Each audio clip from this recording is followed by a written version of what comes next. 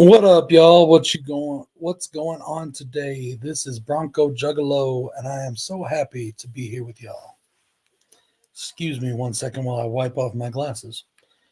I didn't realize they were something on them until I started looking.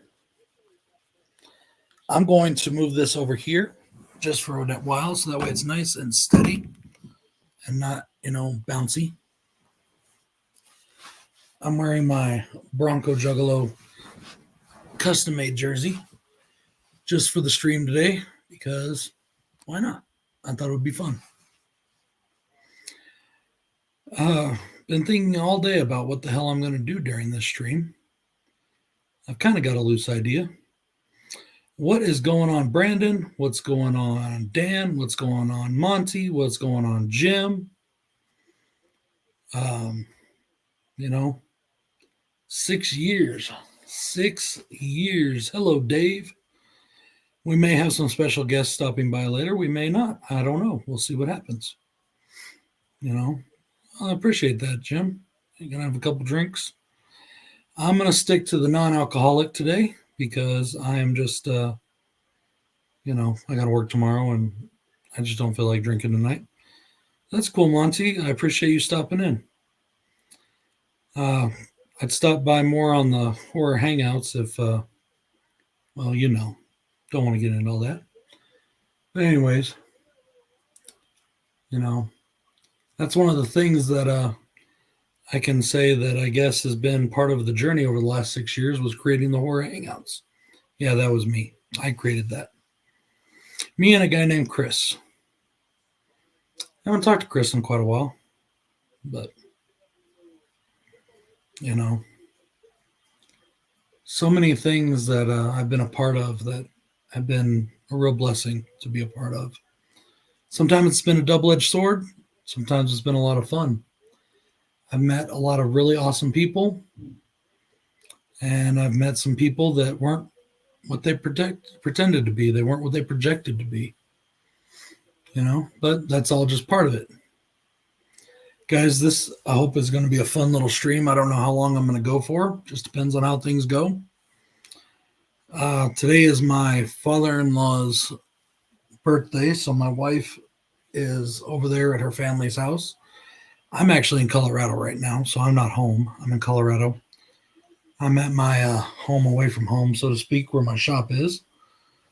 And, I knew it was time for my 6-year anniversary, and I just didn't know what I wanted to do. I thought about maybe doing a special video. Thought about maybe doing, as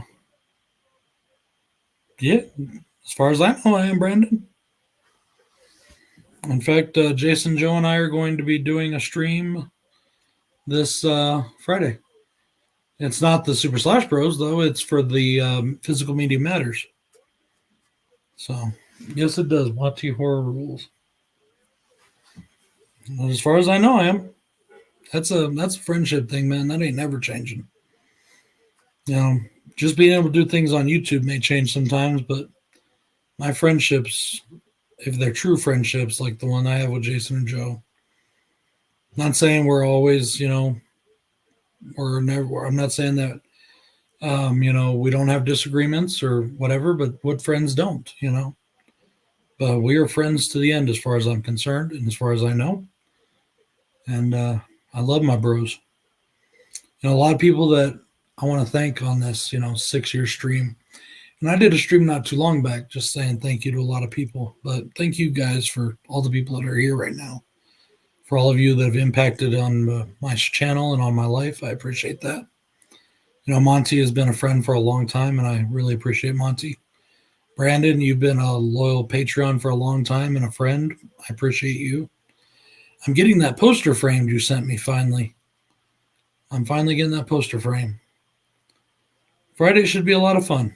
Should be a lot of fun Friday. Joe hit me up yesterday and asked me if I wanted to be a part of that. I said, yeah, heck yeah. I got time. Let's do this, So things have been a little weird this last couple of years, ever since my business, that I worked at closed down and I got laid off. Hey, it's Rick. Rick, awesome to see you, brother. I haven't seen you in a long time in a chat. If you'd like to join me, please let me know. Yeah, dude, I love that poster, man. That European fucking Halloween 6 poster is damn awesome. You know, Rick is another gentleman that I am so glad to have made his acquaintance over this journey. You know, not only is he an awesome YouTube channel when he did his YouTube channel, but the guy's a great rapper. I have his CD. It's dope. I listen to it all the time. And I'm not just pulling your chain, Rick. I actually do listen to it. It's in my car right now. When I travel a lot, I switch out CDs, and yours is always in rotation. The Rick does shows with movies and figures and all kinds of stuff. And I'm hoping to start doing that too, because I opened my comic book shop inside my antique store, and that's gaining some ground and it's doing all right. And I'm hoping it'll get better and better so I can make some serious money at it and get back to the lifestyle I'm accustomed to, if you know what I mean. But it's been a transitional period over the last couple years. And there's been a lot of things going on, both in my personal life and in my YouTube life. And thank you, Brandon. Awesome, Rick. I plan on showing a lot more. In fact, I've already got a video almost ready to go, but I'm going to do a video I'm going to do another review video first. I've been having a lot of fun with it. I just picked up some really awesome Virgin covers. It's been pretty dope, you know. And there's been just some, things going on. Personal life, health life, YouTube life, that have gone on over the last year or so, year and a half, 2 years. Some of which isn't worth mentioning. Some of which I just don't give a fuck about anymore. Most of it I've just fucking forgave and forgot, don't care. And then for the bad stuff anyways. Health-wise, things have been up and down. Just to give you guys a quick, update on me. My blood pressure, way down, doing good on that. They brought my blood pressure medication down, which is awesome. I'm hoping in another 6 months I'll be off blood pressure medications completely. Hey, Echo. Good to see you, man. Echo Cero. So yeah, I'm hoping that, the blood pressure stays good and I don't have to deal with that anymore. Weight-wise, I'm down on my weight. I'm almost back to a smaller size again. I'm doing good there. In fact, it's actually kind of a pain in the ass. I've lost my weighting ring 4 times in the last 3 or 4 days. Last time was at the gas station on my way up here, and I brushed something on my shoulder and it just went, and I felt it fly off. And it took me like 40 minutes to find it in the dark outside, and that was a pain in the ass. I was almost about to give up and get in the car and go because I had to get up here, to open my shop. But I didn't want to leave without my ring, and I'm just very happy and blessed that I found it. I'm not trying to put my beliefs on anybody else, but I know God's got my back on things, and I think he helped me find that so I could get up here and get going, because I think he knew how much it meant to me. Because it was funny, I had just given up when I found it, But let's see. I'm actually on a few more medications for my chronic pain, things like that I've got. The doctor finally did what I asked him to and gave me the right pills. But the pain's been so bad, he really made it a lot. I got to take a lot of them. Give me 1 second, guys. I'm going to see who this is.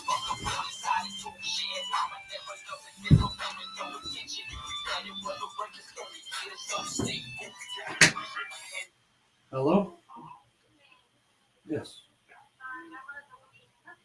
Okay. I'm on the stream.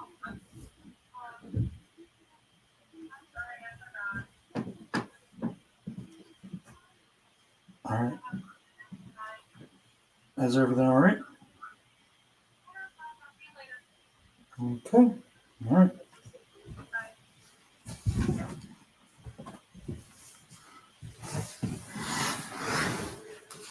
Sorry about that. That was the wife.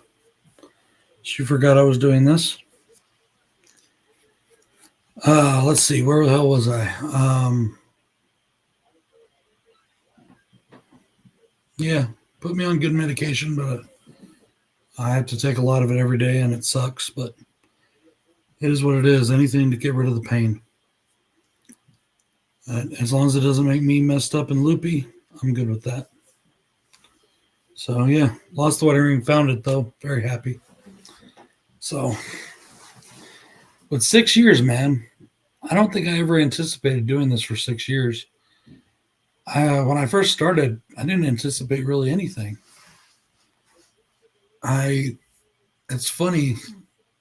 I'm going to do a couple things here in the stream. I want to put up a couple of videos, just run them for a couple, a few seconds, a minute or so, whatever, just to see how things have changed over the years. It's funny. So I hope you guys will stick around and join me for that. There's been so much that, has changed over my life in the last 6 years. And a lot of it's been for good. A lot of it has not been. Um, but, this is about celebration. And this is about having a good night and a good time. So let's concentrate on the good shit tonight. Or the stuff that makes me look like an idiot in a good way, not a bad way, a good way. So there's still a lot of people that I want to thank. My wife, first and foremost, whether she hears this or not. I want her to know how much I appreciate her and her supporting me. It's been up and down. We've had hard times and rough times. And even as far as the YouTube goes, there's been times where she hasn't wanted to, be involved with something or whatever. But then she always comes around. She always supports me. And, she's a good wife. And I love her. And I'm very grateful for her. I want to thank my horror mob, all the members, both past, present, and future. Some have come, some have gone, some have come back again. I get it. There's reasons for that. Everybody knows it. It's all good. Sometimes you can do it, sometimes you can't. That's just the way it goes. I have a couple of members that aren't even on the Patreon anymore. They just do it privately between them and I. And that's fine too. And I appreciate them too. So big shout out to the entire horror mob. Special shout out to Scott and to John. Thank you guys for being there. The whole midnight hour crew. Much love to them, especially my Jen Tochi. Eric Hyde, awesome dude, good friend. And, Hobbs, he's been my boy for a long time. Truly appreciate him. Echo and Mr. Bones and everybody, good people. Good people. Sean Urshan and Pat. Hey, Jay. How's it going, man? Good people.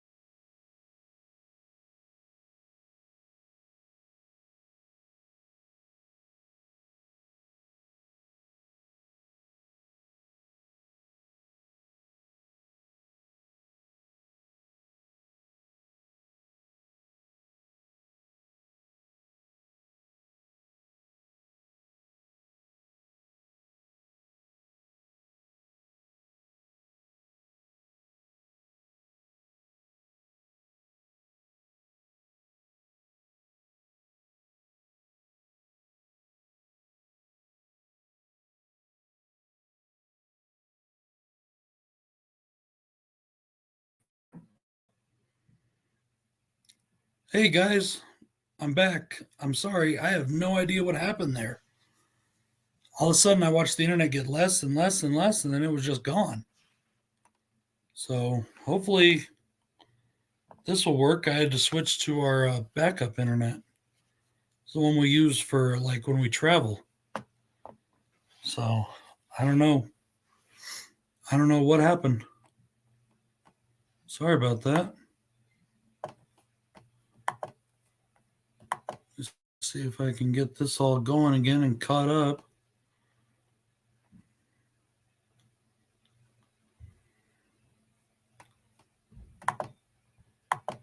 Can you guys hear me out there?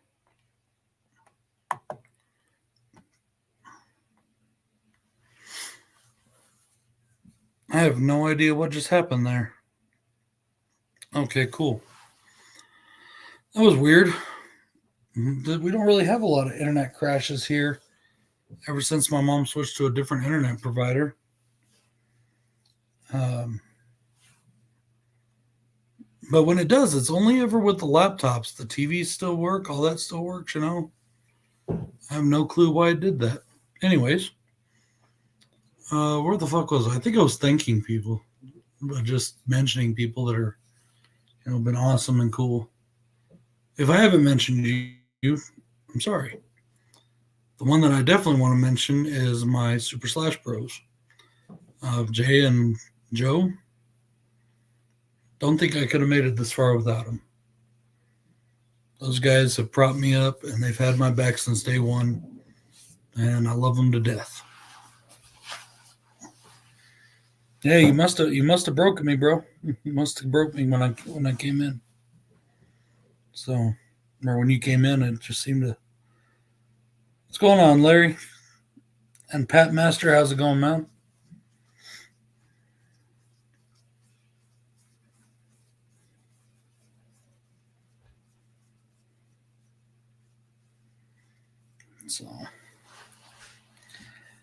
So yeah, 6 years. I think it's pretty funny. I want to show you guys something. I didn't know when I was going to do this during the stream or not or whatever. I don't want to show you. It's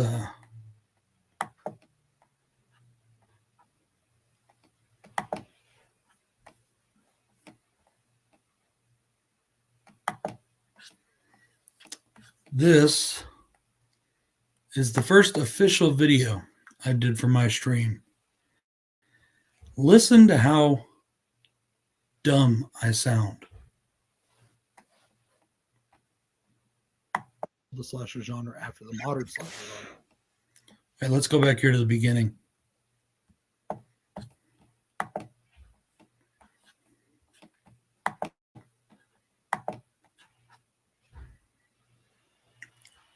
I mean, tell me I don't just sound absolutely stupid.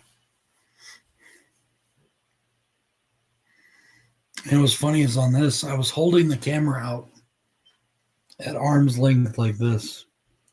And then I had to switch arms and I had to keep doing it because my arms were getting tired. And I didn't have any real editing equipment or anything. So, but I just knew I wanted to make videos and I wanted to, probably sounded like an absolute idiot. But that's okay. That's what was fun about those days, was sounding like an absolute idiot and not giving a damn.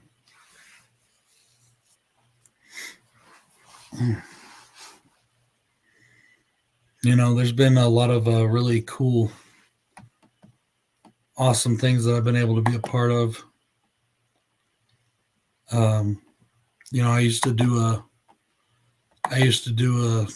a review day for a channel called Body Bags, and Jason does those now still, and it was thanks to him that I got in on that. And just for personal reasons I stopped doing it, but it was a really cool opportunity. It was cool to do something for somebody else. I've been on a lot of streams. I've been on a lot of people's channels, and that was always fun. I want to put a big shout out to a channel that I don't think really goes very much anymore. One of their members died, a good friend of mine. But the Tales from the Lotus podcast, those guys were part of the instrumental reason of me joining, the YouTube game. Also, a couple of the bigger YouTubers that I used to watch, they're the reasons I kind of joined it. But then I kind of realized that a lot of those guys, especially in the horror genre, the horror community, they really don't know what the hell they're talking about for the most part. And I'm not trying to be mean or anything, but they concentrate on one or two franchises and they just do as many videos on that as possible to get themselves views. And it works, but they really don't know true horror. They don't know a lot of the horror. They don't know any of the underground stuff. If it's not Halloween or Friday the 13th or maybe Child's Play, they have no clue. They know nothing about it. But it is what it is. They got their people. They have their hundreds of thousands of followers or whatever, and I don't. So I guess maybe they're the smart ones. But I know I'm doing what I'm doing, and I'm liking what I do, and I'm having fun with it. I've had a lot of fun doing this over the years.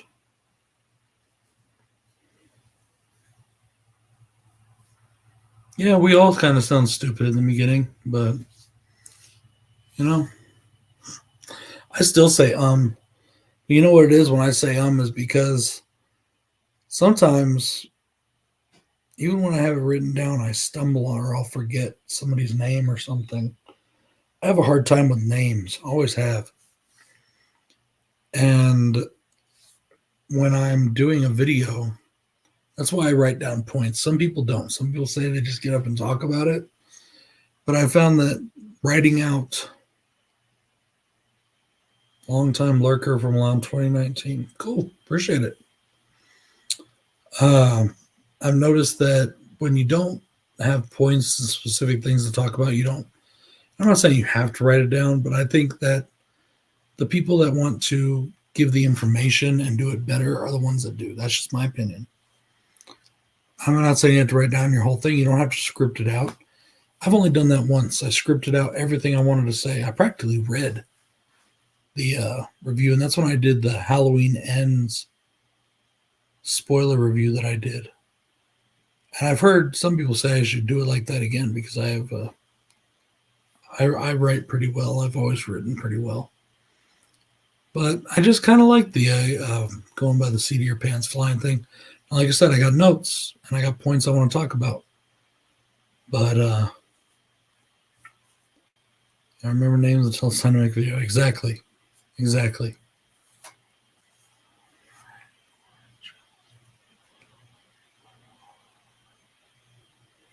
Yeah, definitely, Brandon. And I don't get me wrong, I love talking about those movies too. I love it. During Halloween time, I love doing stuff on Halloween.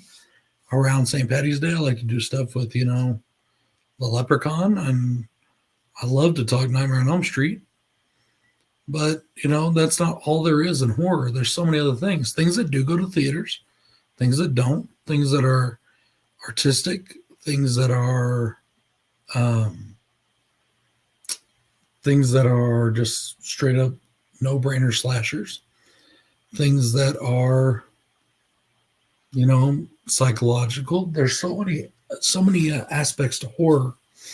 There's comedic horror. There's, thriller horror. There's PG-13 horror, which we have a review coming up for probably tomorrow at some time. I meant to have it up already, and I edited it once, had the whole video finished, and I was having memory issues, and the whole thing got deleted, so I have to redo the entire video now. But Bill and I have a really good video coming out. Just a little heads up, we're doing Five Nights at Freddy's. I know everybody has done that already, but, a little late to it, but we decided to watch it. There's a subgenre in horror that is really finding its niche, I think, and we've had a few movies in it now that are just really good. We've had, Five Nights at Freddy's. I'm going to get into my thoughts on that. We had Willy's Wonderland. My thoughts on that. I loved it. And we have See, there I go again with It's because I know the name of the film, but it always just seems to elude me right when I go to say it. The Banana Splits movie.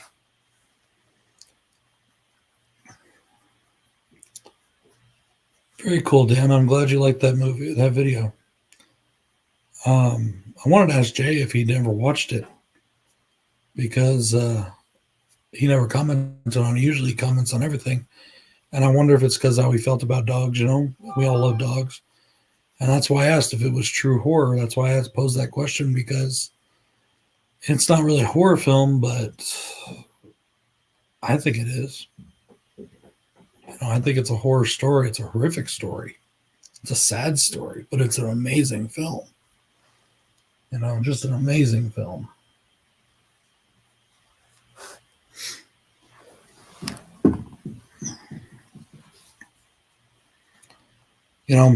There's somebody I really need to thank.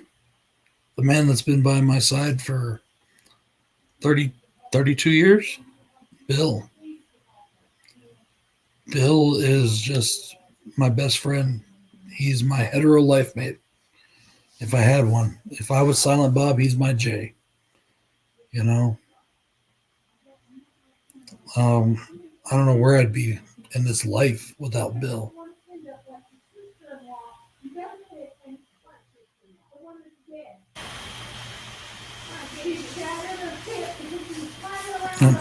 Give me 1 second, guys. Something's going on.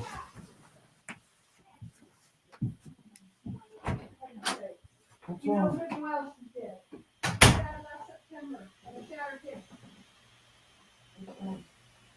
My mother's being a stubborn, bratty woman. Well, I told you, you didn't. Grandma, I could close everything. Everybody can close it. You have to have it closed 5 o'clock every night. Oh, yeah. It's 3 and 5. I could close it. Don't worry about it. I get it closed.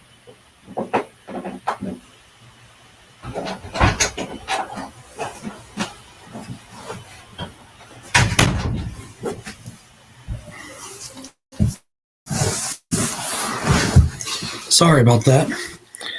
One of the Flesh for the Flash, you would have to ask her.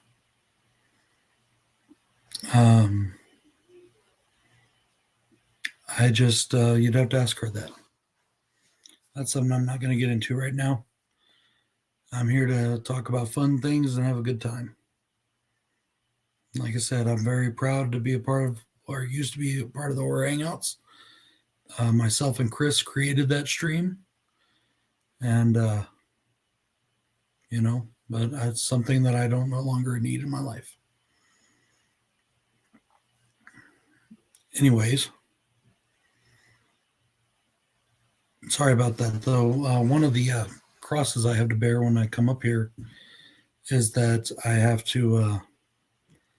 we have to deal with my grandma. She's got Alzheimer's, and I love my grandma, but sometimes she can be a real handful.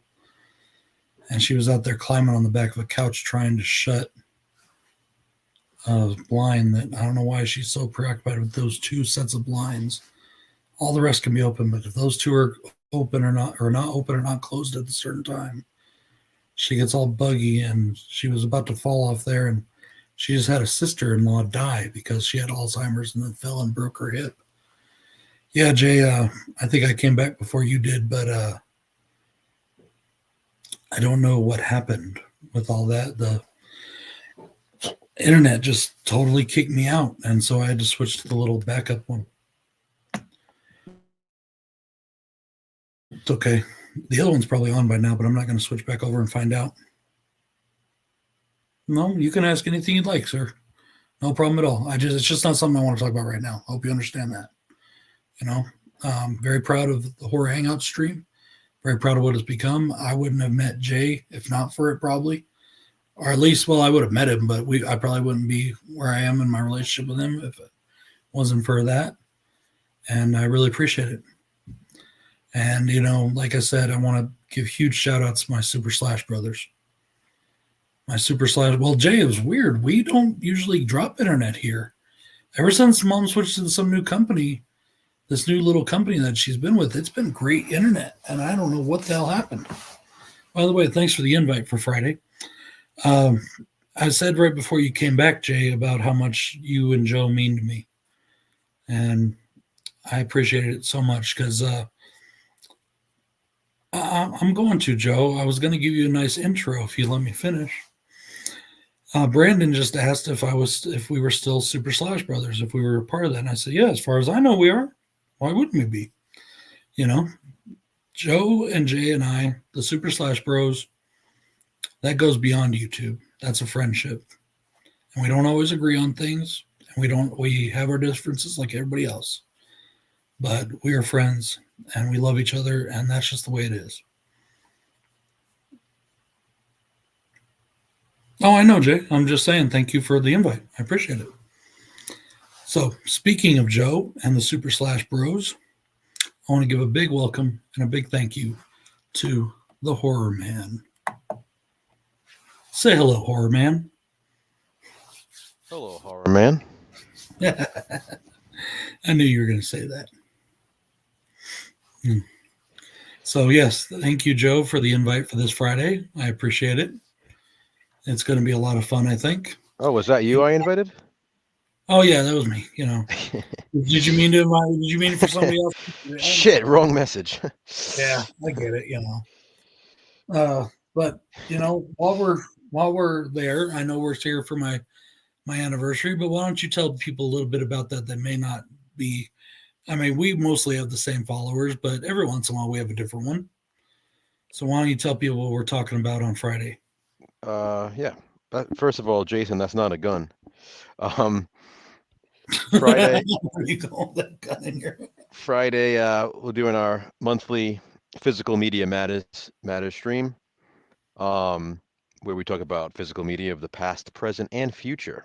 So we have a topic or two in mind that we'll fill you in on. We've kind of been figuring out some, we like to talk about something specific, at least for a little while. And then the rest of it is sort of just kind of free chat. Conversation, right? Yeah, just kind of conversation kind of takes on a life of its own, obviously, once we start. But I think it's correct me if I'm wrong here. I think the point of the stream, not just this Friday, but the point of the streams that you do monthly in total, is to kind of raise awareness to people, and hopefully in our own little small way, or in your own little small way, I should say, show people that physical media really does matter and why we need it. And maybe, even though we know it's a long shot, maybe one of these big wigs of some place somewhere may catch it one of these days.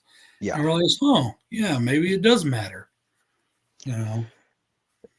Exactly. I mean, the name is sort of twofold. It's like physical media matters, but it's also like physical media matters, like matters of physical media. And, it's a double entendre there. I like that. It was. Yeah, it's very good. Brandon, yeah, this is I have a new headset I am using. And I've been using the hashtag physical media matters on some of my stuff. I don't use it all the time. Sometimes I just put physical media because I don't want to step on your toes or anything. But, I would like to use that hashtag as well because it does matter and people do need to see it. And I mean, you're definitely free to use it. I mean, it was cool. We noticed a few other people were using it as a hashtag and saying it in videos, and it's one of those things. I mean, we want it to catch on. If everybody gets in line with the whole physical media matters thing, maybe things will change. Who knows? I mean, things get worse for a while with physical media, and then they seem to get a little bit better. So, right. Who knows? Well, I don't know how long you've been hanging out behind the scenes. I know you said you had some things to do today, but a little while ago, and this raises the perfect point of why physical media matters so much. Just a little while ago, my internet completely cut out, and it took me like 5 to 10 minutes to get back on here.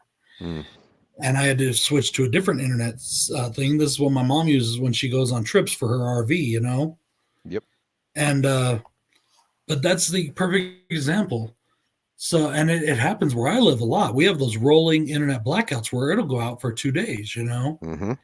And usually my stream, I have no problem with streaming. Never have had a problem with streaming. I use it. I have lots of things on streaming, things that I can't get because they only get it on streaming. Yeah. But what happens when your internet goes out? And I know, don't tell me you're going to crack a book. Not you, Joe, but the people out there. Because most of you probably don't even know what a book is anymore. So, yeah, you need something. You need to have a Blu-ray player or a DVD player or even a VHS, something to be able to entertain yourself with if you have nothing else. One of these days that internet may be gone completely. I've heard a lot of the people, some people say it's conspiracy theory, some people say it's whatever, but one of these days it may be gone. So, but we'll get more into that on Friday, right? We will. So I don't want to take up the whole thing and steal the whole thunder now. But so what you been up to today? Just a regular day. Trying to get the the new cat used to things. It's going pretty well, actually. They still having fun together? They're starting to get along now. It's nice. So he was a rescue cat. One day we just found him walking through our driveway, and he was digging through our trash, and then he kept coming up to our front door. So I made like this little house for him out of like this styrofoam container with straw and stuff in there because it's New England weather. We had snow and rain and everything else, and the poor guy's outside. So he just kept every day. I mean, he would come for breakfast, he'd come for lunch, and he'd come for dinner. And he just picked our house for whatever reason. And then we noticed he was hurt. He was limping, and he had, one of his paws was bloody, and we can tell he was in a lot of pain. So we needed to catch him. With the hope was to catch him, bring him to the vet, and then release him. But I was able to catch him in the cage.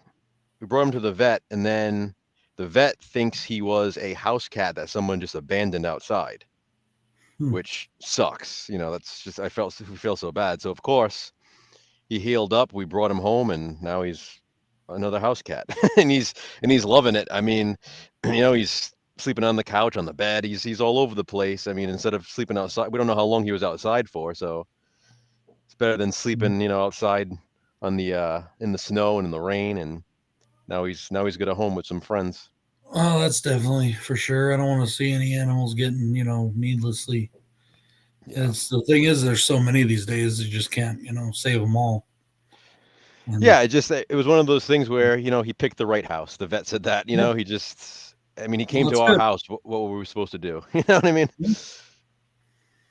I agree with both of you, Brandon and Jason. Hopefully we'll always have them because, and think about censorship. That's one of the things I do love about the internet now.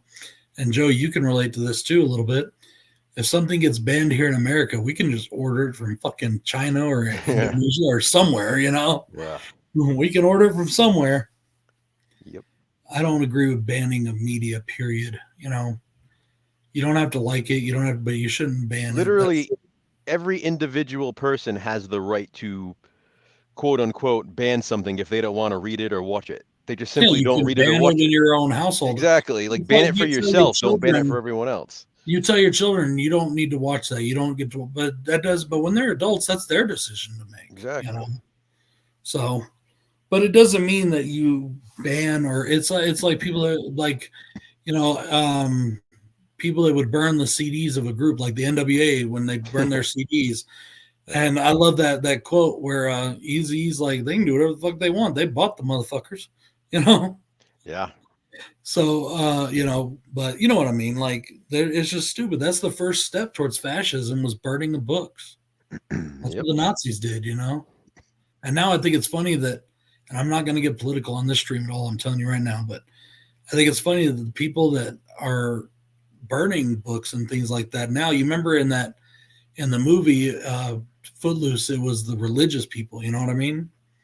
Well, now it's the liberal people that are banning and burning books. Yeah. I think that's just so weird. You know what I'm saying? Yep. You know what the Germans said when they burned the books? You cannot see this. Oh, here he goes with the dad jokes. Fahrenheit 451. Hey, isn't that a John Bon Jovi album? Now, we watched that one for Terror in the Isles. I mean, obviously it's based on the book, but the movie, it's a damn good movie. That was one I remember we were kind of like, we were kind of putting it off a little bit. But Bon Jovi, I think, did name an album after that. It was a damn good movie. I don't know if it was after the movie, if it's that exact or what. I'm gonna look it up real quick because I'm curious. I have the album, but it's at my house.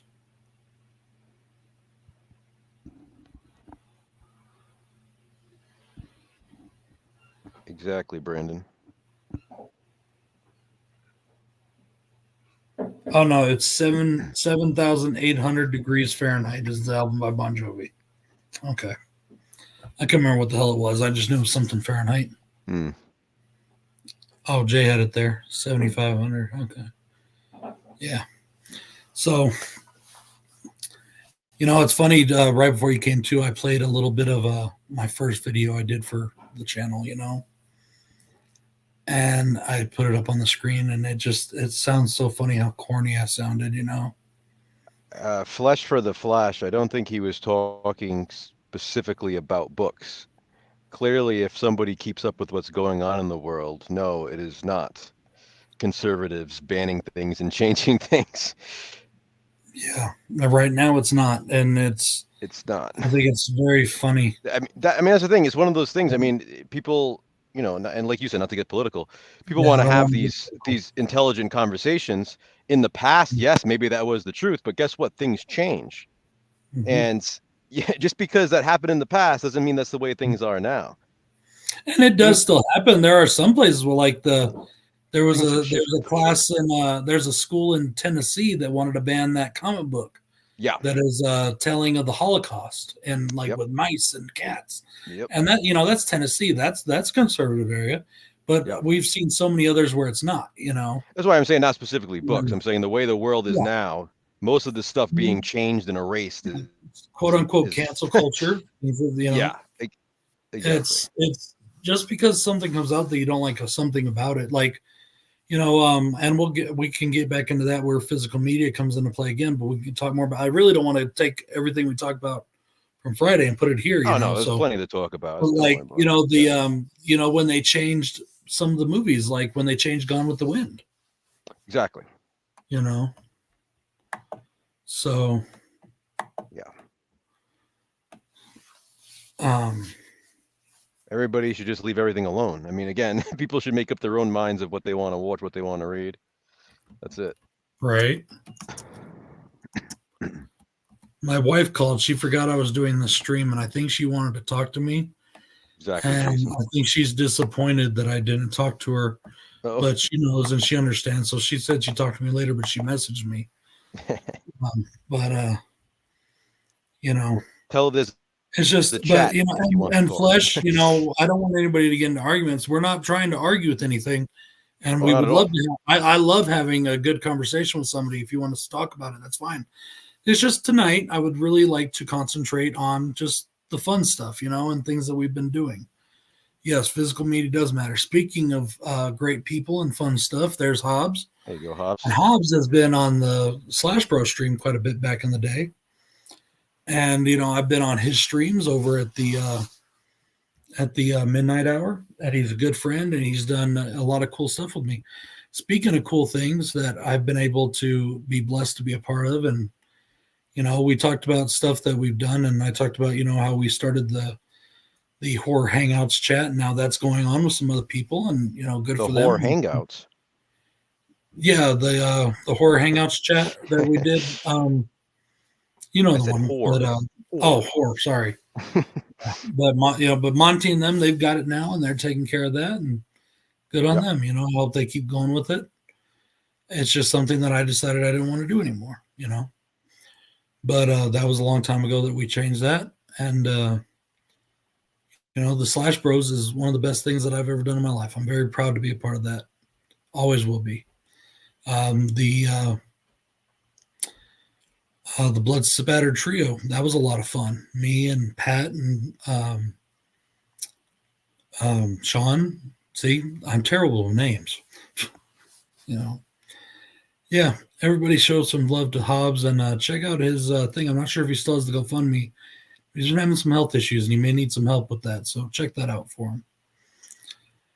The another cool thing that I've been blessed to be a part of is, getting involved with Wild Eye, and I got to thank Jay for that and getting me in touch with them. And doing the Wild Eye weeks has been a lot of fun.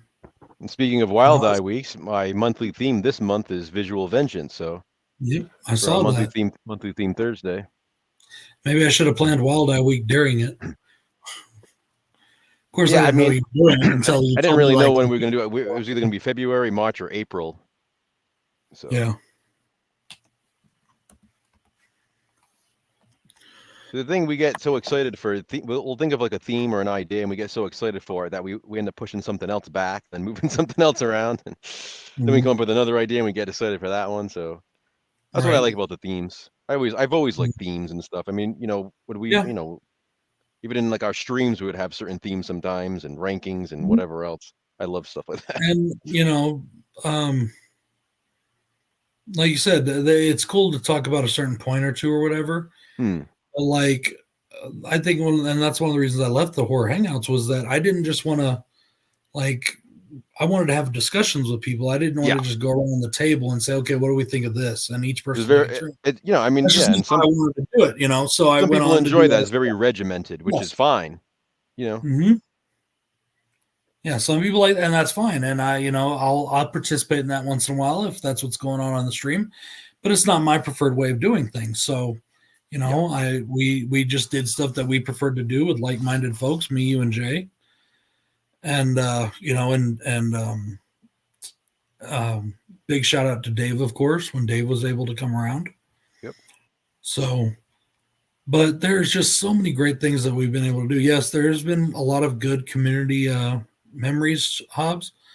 There's also been a lot of bad ones, and you know those as well as I do, so I'm not going to get into those, but all of that stuff makes for I think all that makes for better understanding and a better channel now.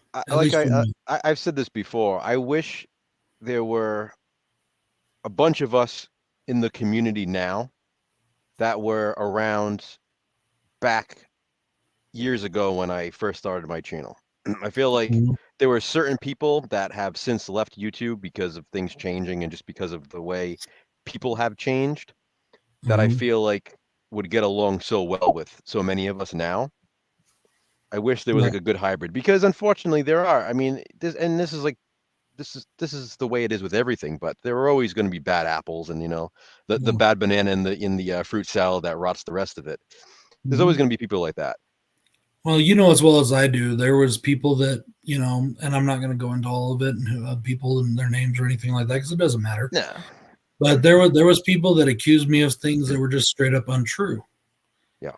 And there were people that were just, and then the real part that bothered me about it, that made me almost want to leave this community completely, almost wanted me to take down my channel and everything, was there was people that I truly did love, Yeah. that I had grown to really love and respect. And I mean, people that even lived in my own state, that I was hoping that we had plans to go and meet up and stuff, and it just turns out those people just were not what they portrayed themselves to be. They were completely false. Yeah. And that looks so bad inside, but I think it's those experiences that make me a little more wary now and a little more, but I found too that I've in my own self, and I'm not trying to ramble about this, Joe, but in my own heart, I really feel that those people are forgiven, because I don't need that hatred clinging on. You know what I mean? I don't need that sadness clinging on. Yeah, just focus on the good, focus on the good people. It's better to forgive them and forget, or maybe not forget, but to forgive and just let it go. Yep. And that's kind of where I am right now with a lot of it. I said that around Christmas time. I said, I wish we could all just, learn to forgive. And I'm not talking about from even a religious standpoint. You don't have to be a Christian, quote unquote, to forgive people or anything else, Yeah. The Muslims preach the same kind of thing. Buddhists do. And just being a good person is all that is, or should be, it's, and even if you don't forgive, you just don't have to dwell on it, Yeah. So, but I think all those experiences have helped me as it grow as a channel, if you know what I mean. Yeah, definitely. And that's why I'm talking about it now, not to dwell on the bad, but just, I see now, I used to be very kind of obsessed with how many people were following my channel. now I just don't care. You know, I'm doing it for me and for fun and for my friends. And there's a few people, and if people watch it and see it and they like it, then that's awesome. If they don't, oh well. Yep. You know. So, oh, Mr. Bones in the chat, Anthony Chobot in the chat. Hey, Anthony. Hey, Mr. Bones. Hey, Jim. So, Joe, I was just saying before you came in too, Bill and I had completely did all the editing on this video and everything, and then it got corrupted and I have to go back and redo it all. But Bill and I got a review, which I'm going to try to get up sometime tomorrow if I can, or maybe by midnight tomorrow, you know. Five Nights at Freddy's. Nice. And it was a good movie. You know what I mean? It was. It was. Which is, for Bill, was a huge shocker that it was PG-13. Bill is one of those people, he's very much against PG-13 horror. I think that's what impressed Jason and I when we watched it, because I did it for the monthly theme. I think we were expecting it to not be as like dark as it was, because like I said, I feel like a younger audience can watch it and not pick up on certain things, but like watching it like as an adult, there's more sinister things going on behind the scenes that I think you can understand as an adult, right? Without spoiling things. You know, there's more to it than you actually see on screen, and I think that's what makes it more disturbing. And we get into that, Joe, and I don't want to give my whole review away, because I do want people to watch it, you know. I agree, Hobbs, and I want to start doing some more of those. I may not be drunk, because now with my medications, you know, and interactions, it makes for a bad day the next day. Hey, my wife's here, guys. Big props and shout out to my wife. Show her some love.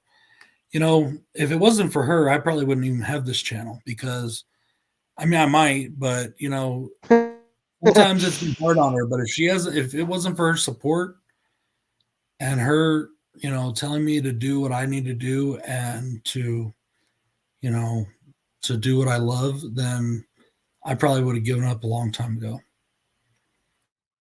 Oh, Jay, I'm sorry. I hope you feel better. So, yeah, but the late night streams, the after hour streams, I want to start doing those again. You know, of course, I got to get a weekly stream going again or something, or maybe a monthly stream. And I am thinking about doing a monthly stream, actually. And I'm also going to be having a stream coming up soon.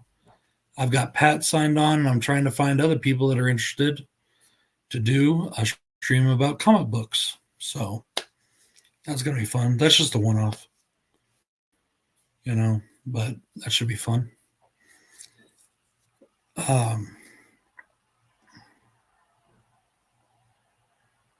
Sorry, Joe. I went from talking to you to talking to the people in the chat on what they were talking about. All right. So, yeah, I asked a few people if they'd come on today. Some said they could make it. Some said they couldn't, and that's fine. You know, just wanted to invite a few people in case they want to stop by.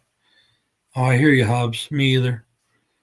But I just, you know, sometimes I still drink. The last time I drank real bad or real hard was that night I can't ask you, Bones, because I can't send you messages for some reason. It's not letting me. No, I don't know. It's like his thing on the Instagram or whatever. That's where I've talked to him and like messaged him at. It just keeps messing around. Hey, Eric. Yeah, dude. No worries. You said you had things going on. I get it. You know, I didn't. It wasn't like I asked you like a month in advance. You know, I just asked this morning. So no worries. So this morning you asked me like 5 minutes ago. Yeah.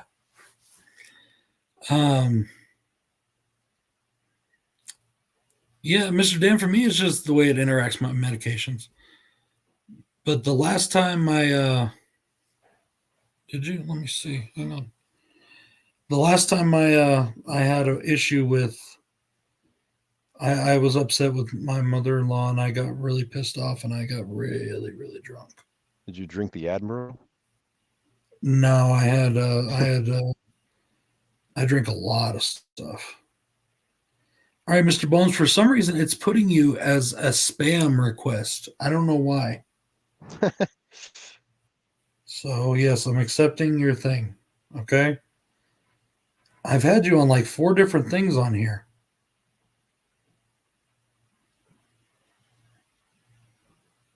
So, sorry about that. Now, Hobbs, the greatest stream ever is still the one when Brad fell asleep and we just all watched him. Dude, hey, you guys can make fun all you want, but I still held like what? Fucking like 10 people the entire time while I was sleeping. Because we were telling everybody we got to That- stay and see how long it takes for him to wake up. that's charisma. That's charisma right there. I don't care what anybody says. What was it in the background? Yeah. South Park? We could have South Park in the background. I'll probably do in the background. So, what's SY mean, Bones? I'm sorry. Sometimes I'm illiterate when it comes to the abbreviations. Yeah, I remember, Jay. That's what you said. That was so funny. Yeah. Oh, yeah, I can send it to you. Hang on a sec. Let me see.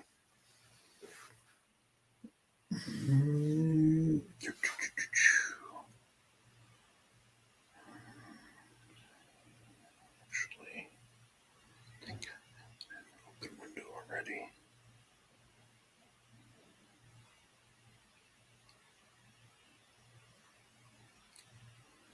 Here, I'm going to send the link over to Bones there, Joe. Okay. If I can. He wants to stop on by.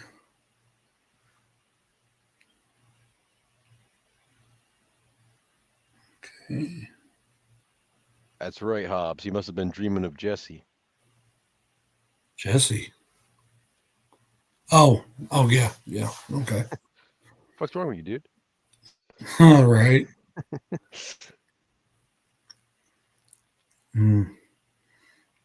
Yeah, that's that's one of the movies that you and I are totally right there on, Eric. Dream Master, I'm the same way, but Dream Child, hell yeah. Oh, No. Dream Child. I've always loved Dream Child. That movie usually gets crapped on.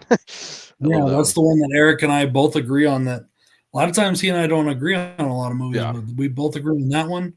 We both agree on Rumpelstiltskin. Eric. No, thank With his little pop gun. Yeah. Now I feel like watching Elm Street too. I have to make this bigger. What's going on, Bones? What up, boys? Throwing us the finger. Mm-hmm. Finger, yo. Yeah, just in time for the pop gun, Eric. Yep. I usually just have a random picture and no name so they can just guess who I am. Yeah. So What's going on, Slash Bros? Not much. not too much. Like I said, 6 years, bro. It doesn't seem like it. Feels like I just started this shit, you know? And it's so funny because I started mine like maybe a month or less, a little less than a month. I don't remember the exact day that Jay started his, like after Jay did his. Because I think he started his in February and I started mine in March. August will be 14 years for my channel. Yeah. You know, I'm up here with a couple icons of the horror community. Well, I appreciate See you later, that, Eric. bro. Slash Bros. You what? Yeah, Eric. Appreciate it, dude. See you later, man. February 7th is when Jay, so a little more than a month. A few days more than a month between when Jay and I started our channels. So. Yeah, before I joined the stream, you guys were part of my weekend lineup. It was Slash Bros, Coast to Coast, and then Midnight Hour when Midnight Hour was on Sundays. Yep. Yeah, Echo 14. It started in 2010. I hated that when you guys decided to stop going up. Dude, what the fuck are you doing in my room? Joe and Jay are still coming up sometimes, though. Yeah. Yep, they got a lot going on. Really been loving doing the. I hope everybody's been enjoying the franchise frenzies. Those are a lot of fun. Yeah. And unfortunately, Coast to Coast stopped too. Yep. Well, everybody's got, every once in a while we try to get together and do something, and I think they do too, just the way life is, And I mean, how many streams out there right now can say that they ran for like 4 years almost nonstop, Yeah. The only one of Coast to Coast I ever really see is Dave in chats. Yeah, we never even missed a week. Even if one of us was hurt or something, the stream went on every week. I remember I was in New Hampshire at one point. I jumped on for like 10 minutes. I jumped on at my brother's funeral. Yeah, because you guys were still on. Yeah. I remember I was at a restaurant in New Hampshire with my family, and they're like, "What are you doing?" I'm like, "I gotta go on the Slash Bros." To make an appearance. The night my brother was buried, or the night of his funeral, and we got back to the hotel, and I jumped on.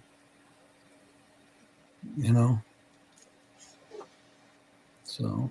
You ever had Danny on a panel with you instead of just in the room with you, but on the panel? No, because she's in the room with me. There's never really been a reason to put her on a screen. Yeah, but it'd be right funny now she's not in the room with you. She could interact with the other people too. She can if she wants. She's got a laptop. She can if she wants. I don't care. She can come in here. That's it. I'm waking up my wife. She's coming on too. I could send her the link if she wants it. Miss Horror Man. The horror woman. Joe, I hope you don't mind me saying this. I told Jay this not too long ago, but I like the controversial view more than I like the positive spin.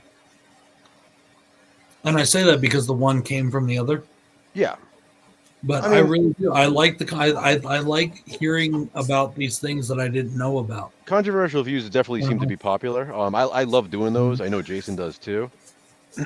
Because I don't know. It's one of those things. Like, I know people, you know how it is. People get offended by things and all this. Like, I'm drawn to that stuff because that stuff doesn't offend me. So it's like, I like controversial things. Like, it doesn't mean that I have to agree with the controversy. Like, it doesn't mean that I have to agree with the bad thing that's happening in the movie or whatever it is, but I'm still drawn to those things. But sometimes you want to watch it so you see whatever the hell everybody's talking about. Yeah, like, something like Salo, for example. We knew we had to do Salo early on in that series because of how controversial it is. Like, is that a movie I'm going to put on, like, when I have guests? Is that a movie that I'm going to, no, it's not a go-to movie, but at the same time, I feel like it's an important movie to watch because it's like, how did they ever make this? Like, how was this ever made and released? And how did Criterion release it? Like, it's insane. I'll send your wife in her place. Yeah, I'd like to talk to Corinne. There's a few things I'd like to talk to her about. Yeah, Hobbs, Bret Hart, eating steak with Bret Hart. Yeah, that guy, though, I'll tell you, I lose more respect for that guy every day. He's one of those people that needs to stay off the internet, if you know what I mean. But I'm just saying though, Joe, I really like those because a lot of times I didn't know that a movie was controversial. Like, because I watch it and I don't see anything wrong, or I may see something that I don't like about it, but it's just that it's not something I care enough to. Oh, I'm going to cause a controversy. I don't care. It's like, okay, it's just not for me. Well, that's like why we like doing like the the variation on controversies too. There's such a variety of different. Sometimes they're within the movie, sometimes they're behind the scenes. All different kinds of controversies. That's why it's a fun. Right. It's a fun one to plan for too. Like, when we're trying to plan out each month, like, what should we do next? So we always try to do maybe like 3 horror and like 1 non-horror. For the most part. And then if there's like 5 Tuesdays, we'll do maybe 2 non-horror and 3 horror, because there are so many to choose from. But they're really fun to do. It's fun watching the movies and it's fun discussing the movies. I will say this though, you guys have been doing so much stuff together lately. You don't do a lot of the stuff that you did separately anymore. And for Jay, I really miss the What's in the Bag, Jay. I really miss that. And for you, I miss the now you still do your Saturday sleaze, once in a while. Not anymore. Done. Well, you did one not too long back. Like maybe like December. I think like a month December ago was the last one. Was it? Has it been that long? Yeah. Huh. But like I missed the ones you did the things that were not on DVD or Blu-ray. Yeah.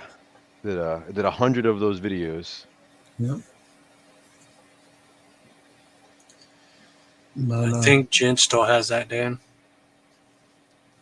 They was passing a copy of Sinful Dwarf around to each other, but I think she kept it. I have it. I have it. Yeah. You have Jen's copy? Hobbs sent a Sinful Dwarf to me. Oh yeah. Yep. I still need to see that. I haven't seen it. I didn't know it left Jen's house. I did it for a controversial view, and then I did it for the 12 Days of Christmas. Yeah, I haven't seen that yet.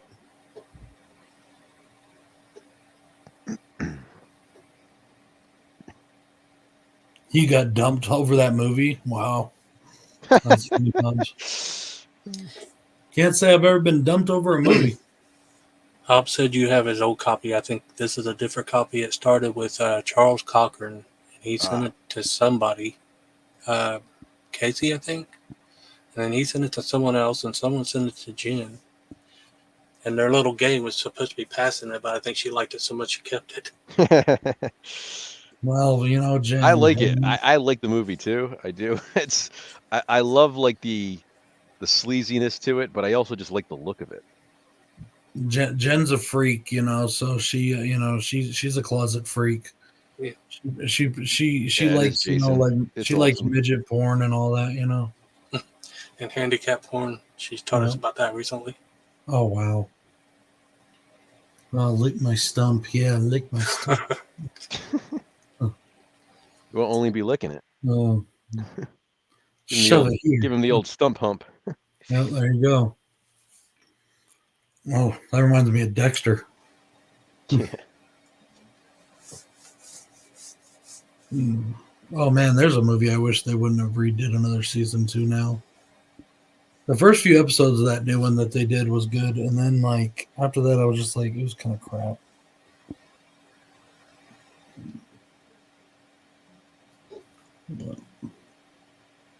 The Fearmily Feud. Yeah, those were interesting. I mean, I've actually been watching a lot more of the because my wife's got them, and we've been watching those. The what the fuck? We've been watching Monsters, Addams Family. The Monsters. Thank you. Yeah. Yeah. What did YouTube put the brakes on?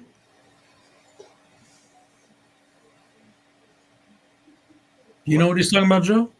Where? They said YouTube put the brakes on that. I don't know what he's talking about. I don't know why I'm not seeing that comment. Who said it? Jason? Jason did. Oh, Sleaze, yeah. Really? Not YouTube. Somebody reported. Seriously? You don't ever do anything and you don't show anything. Yeah, I know. People are just ridiculous. Well, I mean, this is why we can't have nice things. Right. Yeah. It's stupid. I mean, well, if you didn't violate their things, there's nothing they can do about it. You didn't violate it. I literally fought with YouTube. I went to like the top person they would let me talk to. I fought with them for like a month. Really? Yep, because I literally pointed out in their old guidelines that nothing went against the guidelines. I don't know. You never told me about that. That's crazy. I just got pissed, so I was just like, screw that. I took them all down. People annoy me. That's crazy, dude. I'm sorry, man. That sucks. Back in the day, people have to fuck with people's shit. Well, I had to fight with them over my Alien review. Yeah. But I finally got it. I actually won that one. So, but I mean, I did. Damn, I didn't. That sucks. Now they have pulled down a few of my fucking thumbnails, but I don't even see what was wrong with those because I always use wording to cover things up. Who knows? No, I'm sorry that happened to you, bro. That really sucks. I mean, it doesn't like it's funny. It's like, yeah, they got good views or whatever, but they were fun videos. It's like I still got to watch those things. So all it does is really take them away from other people. You know what I mean? Like, not to sound like, oh, people, but like people enjoyed those videos because for the pervs out there that wanted to know, hey, what's Katie Holmes naked in, or whoever else, they would watch those videos and be like, oh, I didn't know she was naked in that, or I didn't know this one was. I mean, Right, I or already know, informative. so it doesn't really affect me, but it's just like, it's just annoying, like that someone would complain.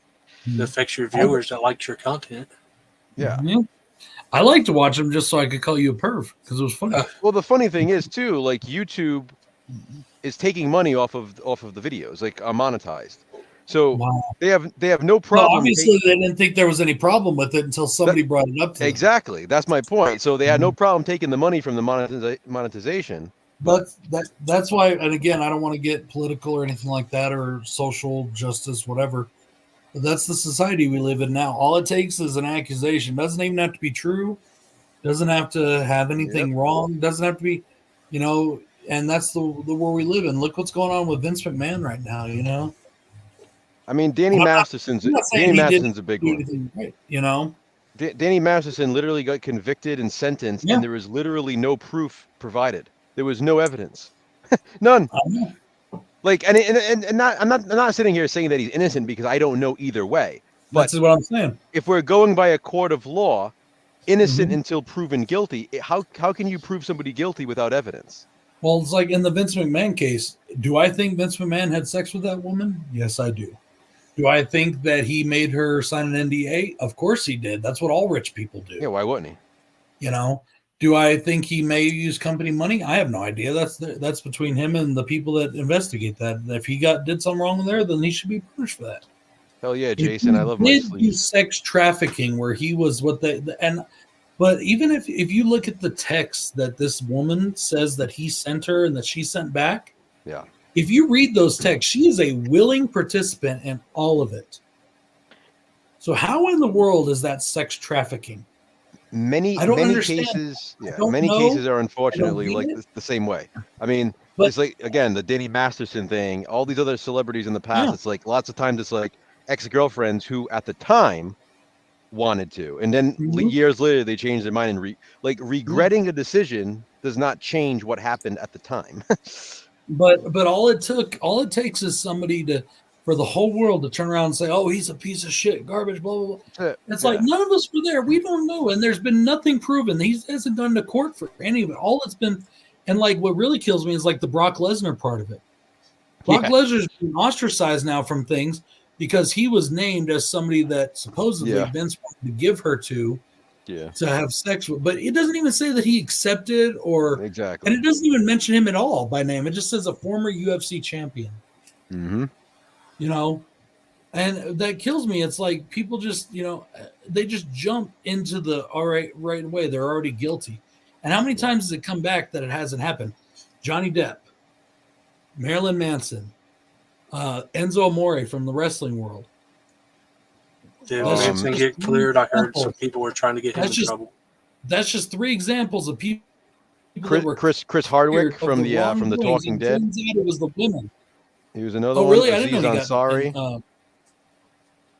Okay. How many times is it going to have to be shown that these people are full of crap? Yeah. I know Joe's excited about it. Brandon, actually, I am more excited for Kevin Williamson than I am for. I mean, I'm glad Nev Campbell's coming back, but I'm more excited about Kevin Williamson directing it because literally before Scream 5 came out, I remember I had the conversation with my son. I said, with Wes gone, I'm like, for me, the perfect solution is just to have Kevin Williamson continue the series because, yes, everybody thinks of Wes Craven with Scream, and obviously he was the director of the first 4. But Kevin Williamson created these characters. He wrote the scripts. Like, this was his story. So, if we can't have Wes, how is he as a director? Well, he's only directed one movie. He directed Teaching Mrs. Tingle, which the direction is fine. The movie a lot of people don't like the movie, but it had last minute changes because of Columbine. Yeah. So a lot of things were changed last minute.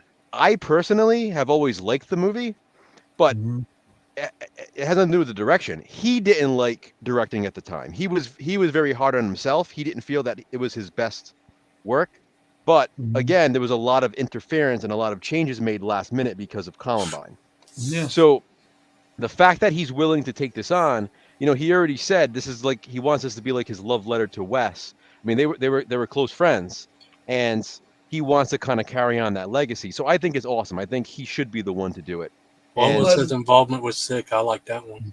I will say this Absolutely. too. Like your excitement over him coming in as director, though, doesn't take away from the fact that you loved the last three movies. oh, Ones that yeah, are the last two, the yeah. last one Wes did, and then the last two that Oh, for weren't sure. done by Wes. There, and I'm just saying this. I know a lot of people bash on Scream 3, and personally, I like Scream 3. I love know Scream you 3. do too. But Scream is one of those franchises that hasn't had a bad movie, in my opinion. Now, I know there are people that think otherwise. There's some people that hated 6. No, it is very People that consistent. hated 3. There, it is even there's some of the more consistent franchises out there, in my opinion, are like, Scream, Child's Play. It only has, in my opinion, well, 2 if you count the remake, but you know how I feel about that, Joe. It's, and I'm not gonna get into all the technical whatever. It's just I view the Child's Play universe as the universe that Don Mancini created. Yeah. And in that universe, there's one sort of bad movie, but it's a fun, entertaining movie. Which is the bad movie? We Chucky. watched that's it my last least night, favorite and too. oh man, I don't like it. What, I don't like Seed. But see, I watched it Yeah, with that's my Jay, least and we favorite. had such a blast watching it together. It was so Jim, much fun. Jim, while he's not being credited for writing the script, supposedly he was very heavily involved in the writing, like Yeah. literally side by side with the writers. So I'm okay with it. I'm pretty sure he pretty much laid out what he wanted the story to be, and they just sort of put it down on paper. This is ultimately going to be like Kevin Williamson's Scream. So I guess they decided to pay Nev what she wants because they didn't want to pay her the last movie. Well, I think to be fair, I think in 6, I don't think she was meant to have a big role. So I understand, I was kind of back and forth with it. It's like, yeah, she should be paid and all this, but they really wanted to have, Sam be the next final girl of Scream. With this one, 100% she should be paid, because regardless of if Sam was going to be in it or not, the movie was originally supposed to be kind of split into 2 parts, focusing on Nev and Mark, her husband, and focusing on Sam and Tara. And now obviously there's no Sam and Tara, but from what I've read, it's still going to be kind of split in 2 parts. It's going to be like these newcomer characters, and then Sydney and Mark's story as well. So Well, that's fine as long as they don't kill them off like they did Dewey. Kill off all the original characters. yeah, I doubt Kevin will kill off Sydney. I can see him doing something crazy like making Mark a killer and having him be involved the whole time. And when you really think about it, that would be kind of terrifying. Imagine a guy who waits, literally marries you, has kids with you, and then finally attempts to kill you after all those years. That's some scary shit. That'd be crazy.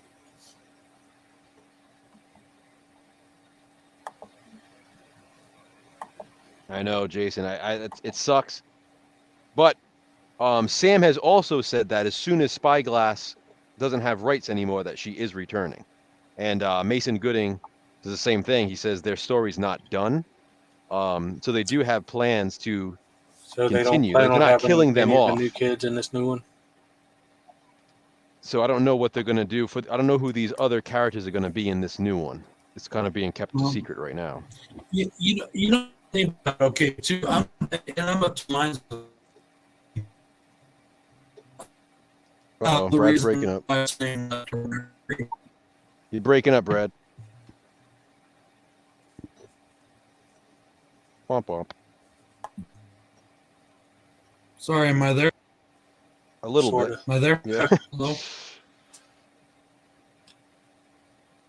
Frozen. Joe, can you hear me?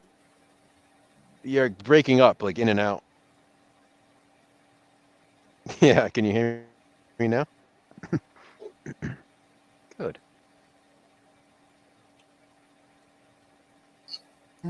Should be good. Joe, give me a second, okay? I can hear you now. I'm gonna try this. I'm gonna try to switch my Wi-Fi server. Okay, so I might cut off. All Just right, give me a sec. we all disappear.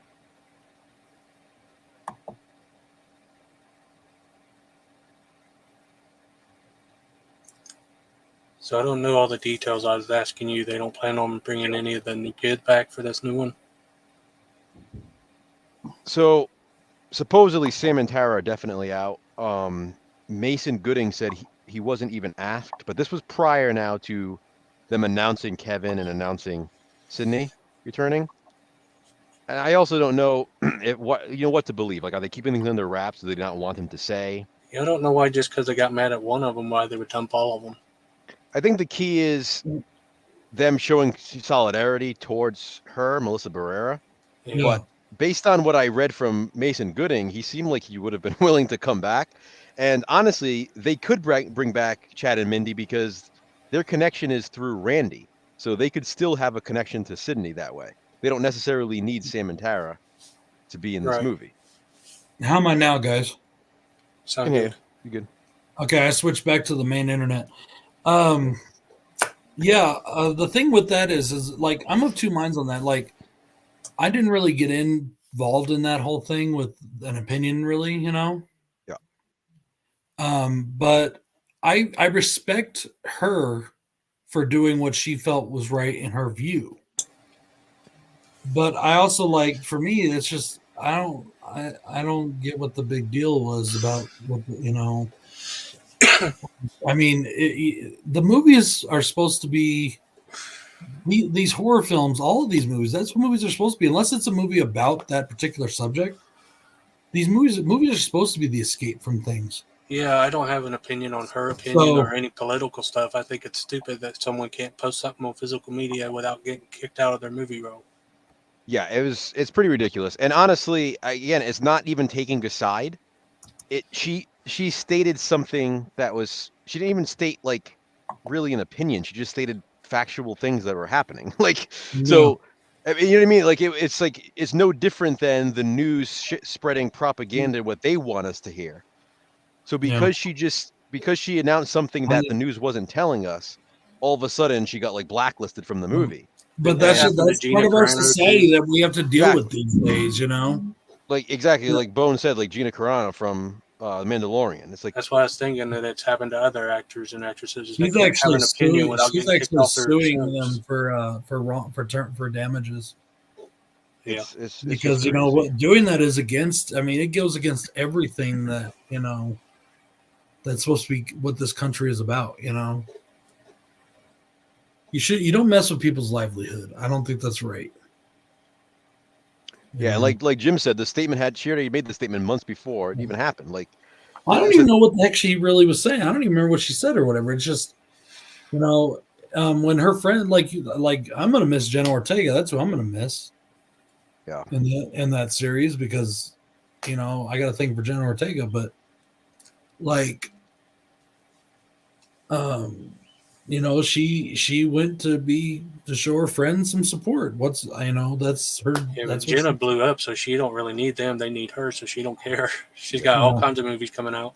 I know. I mean, she's got Beetlejuice 2 coming out. I mean, you know, and she's on Wednesday, and she's got some other new kind of drama, something. That's what I'm saying. I mean, those two things right there. I mean, even just those two things, Wednesday and Beetlejuice.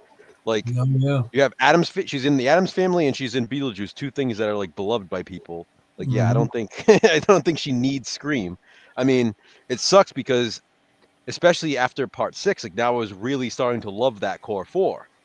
I mean, Mindy, if I had to kill one of them off, it would be Mindy. But whoa.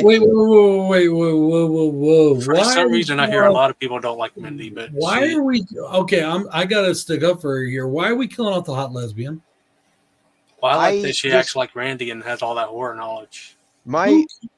My thing with her is so Sam. I was kind of like Sam. I didn't dislike Sam the way a lot of people did in Part 5, but I wasn't like fully in on her yet. Obviously, it was new.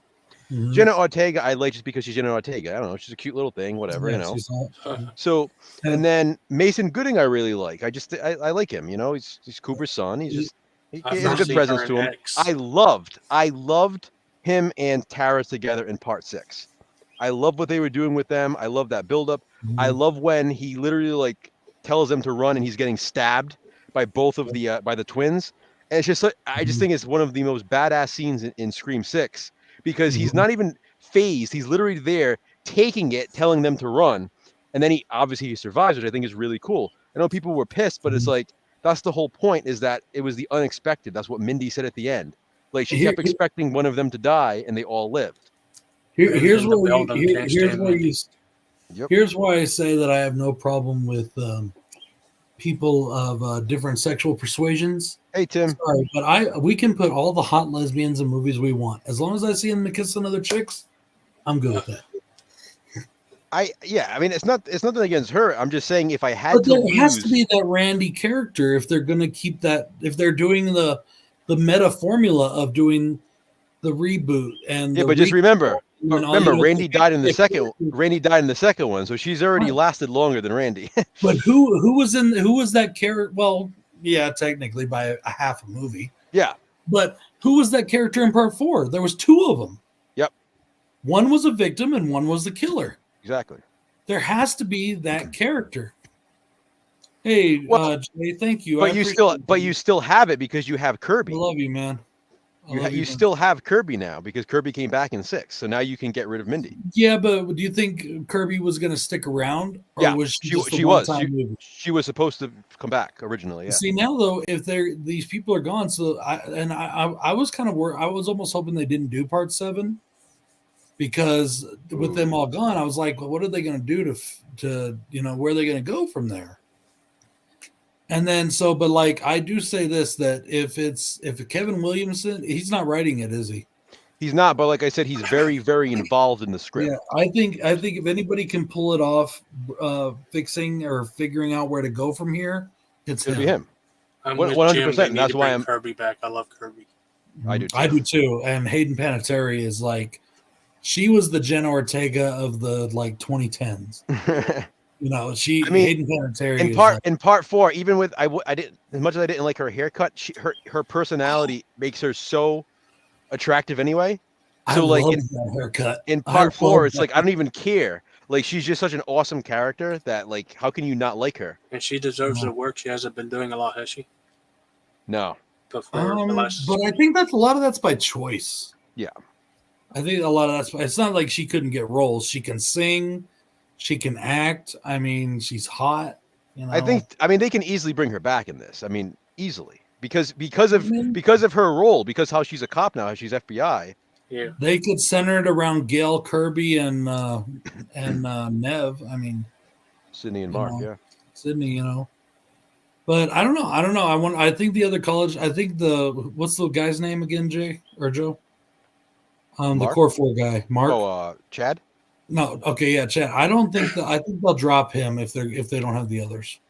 I don't know her name, but there's also a chick in TV series I like because she reminds me of Kirby. I'm sure you'll know who I'm talking about.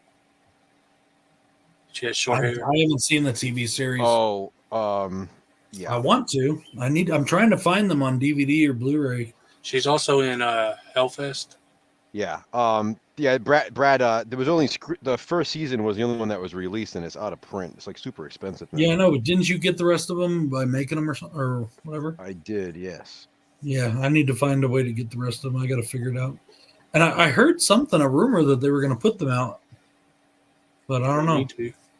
I love Brooke, Mr. Bones. She's my favorite character in the series.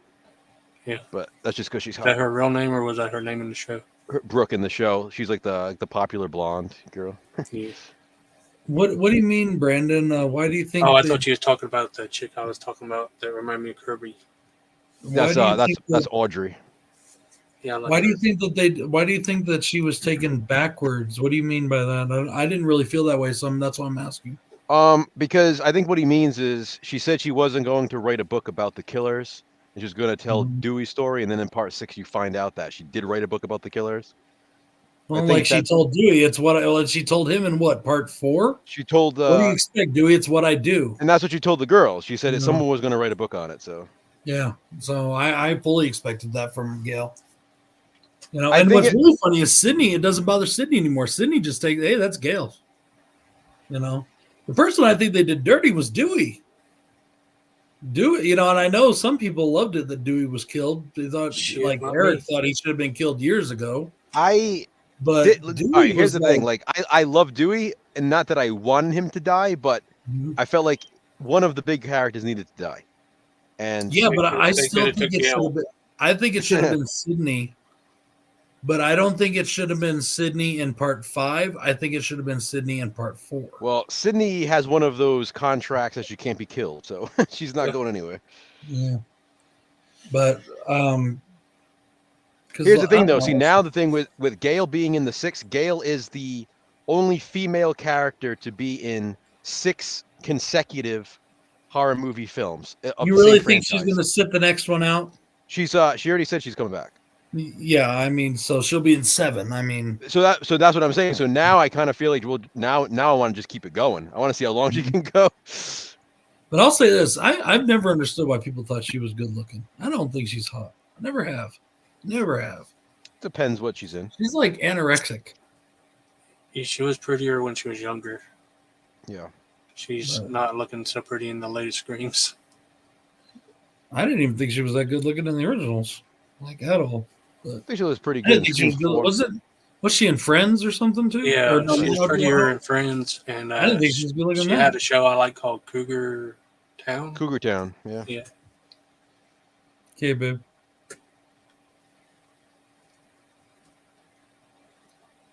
that she's getting kind of wrinkly now. Hmm. Jim says Cox.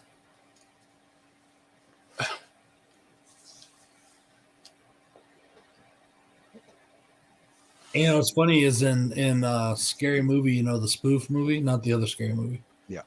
But in the spoof, the Dewey type character is my favorite character in that movie. Yeah. My He's love- just- I love the end, the twist. It's awesome. yeah, yeah, that's really funny. You know what's funny about it though too is that's probably would you say that's his biggest role as Dewey? I don't know anything else he's in. David Arquette. He's in lots of stuff. Oh, I thought you was talking about the guy that plays Dewey. No, The David guy that Arquette. played Doofy, I mean. Doofy is also in Victor Crowley. Yeah, I was gonna say I thought he was in a Hatchet, but other than that, I don't know what all he's done. Yeah, no, I'm talking about David Arquette. Come on, he's in Ready to Rumble. Yeah, and I like Eight-Legged He was a Freaks. WCW World Champion. Yep. But I would still argue that Dewey is probably his most iconic role. I mean, yeah, I obviously now, yeah. I mean, I think people And, definitely see him as Dewey. You know, I think that the Arquette family, they've had some good actors in that family and some good people, Mhm. but they've kind of been shit on over the years. So to see him get a role and keep a role like that for going on, like you said, through 5 films for more than 2 decades. Yeah. 3 decades almost. That's pretty cool. Something I wanted to show I brought for the stream, and I thought about it just as a throwback anniversary. A lot of the streams that we did, Joe, over the years, not just the Slash Bros, but I did by myself. Mhm. I would have these, and I've got them again tonight just for the stream. I got sour gummy worms, Nice.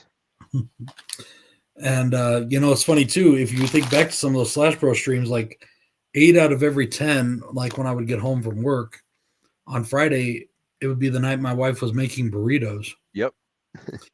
Well, tonight here at my mom's, we had soft tacos, Nice.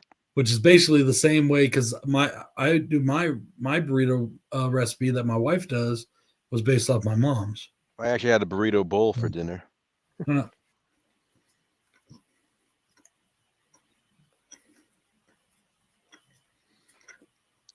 But yeah, Dewey's death. I mean, like I said, I'm not surprised they were going to kill one of them off, and it's an epic death. I mean, my girl Amber slices him front and back. It was epic. Amber, okay, all right, here we go. I don't mean to change the subject on you, Joe. Okay. But keeping with Scream, but changing the subject. Hmm?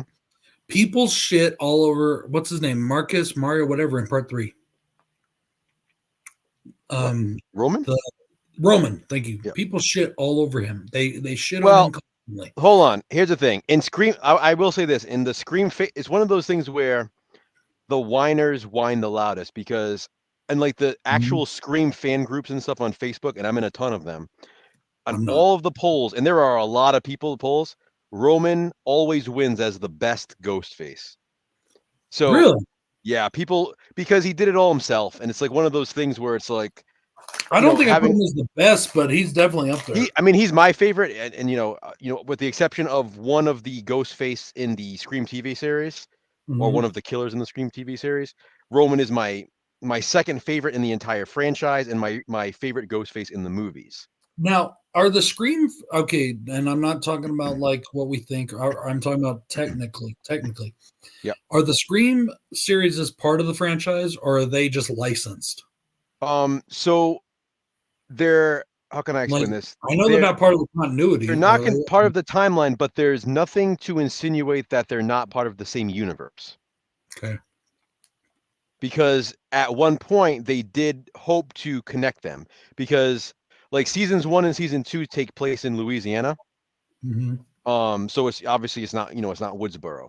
Then you have, I think season 3 is Detroit, I think. So it's like these different locations. So it's not like a separate universe. Like they kind of run parallel. So the plan was eventually to have some sort of connection, whether it be like a newspaper clipping or something, to kind of bring them together.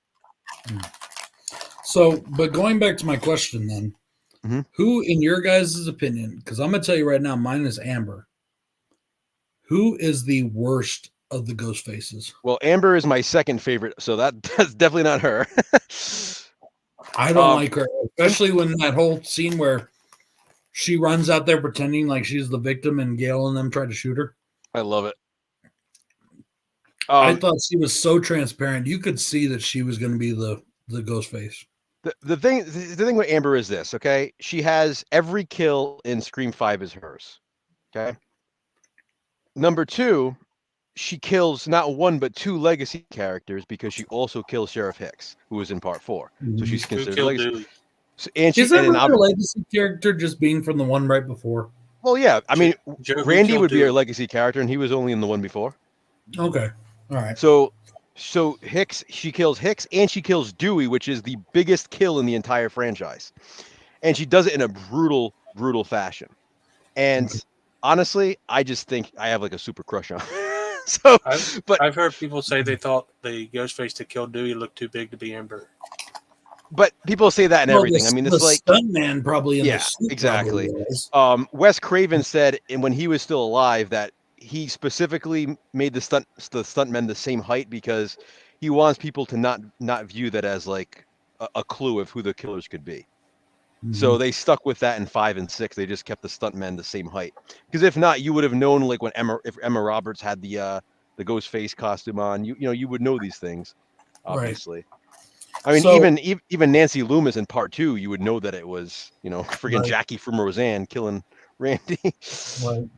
So going back to it, who's your worst ghost face? I'm trying to remember how I ranked them. Well, if we're not including the TV series, if we're just including the movies, my worst ghost face. TV series. Just personally, your least favorite. It would have to be. Ooh. I don't remember how you ranked them either, so. I would say, oh God, it's tough. Maybe Jill. Really? And I say that because she doesn't kill anybody as Ghostface. Like, she kills Trevor and she kills Charlie when she's out of the costume, but that's it.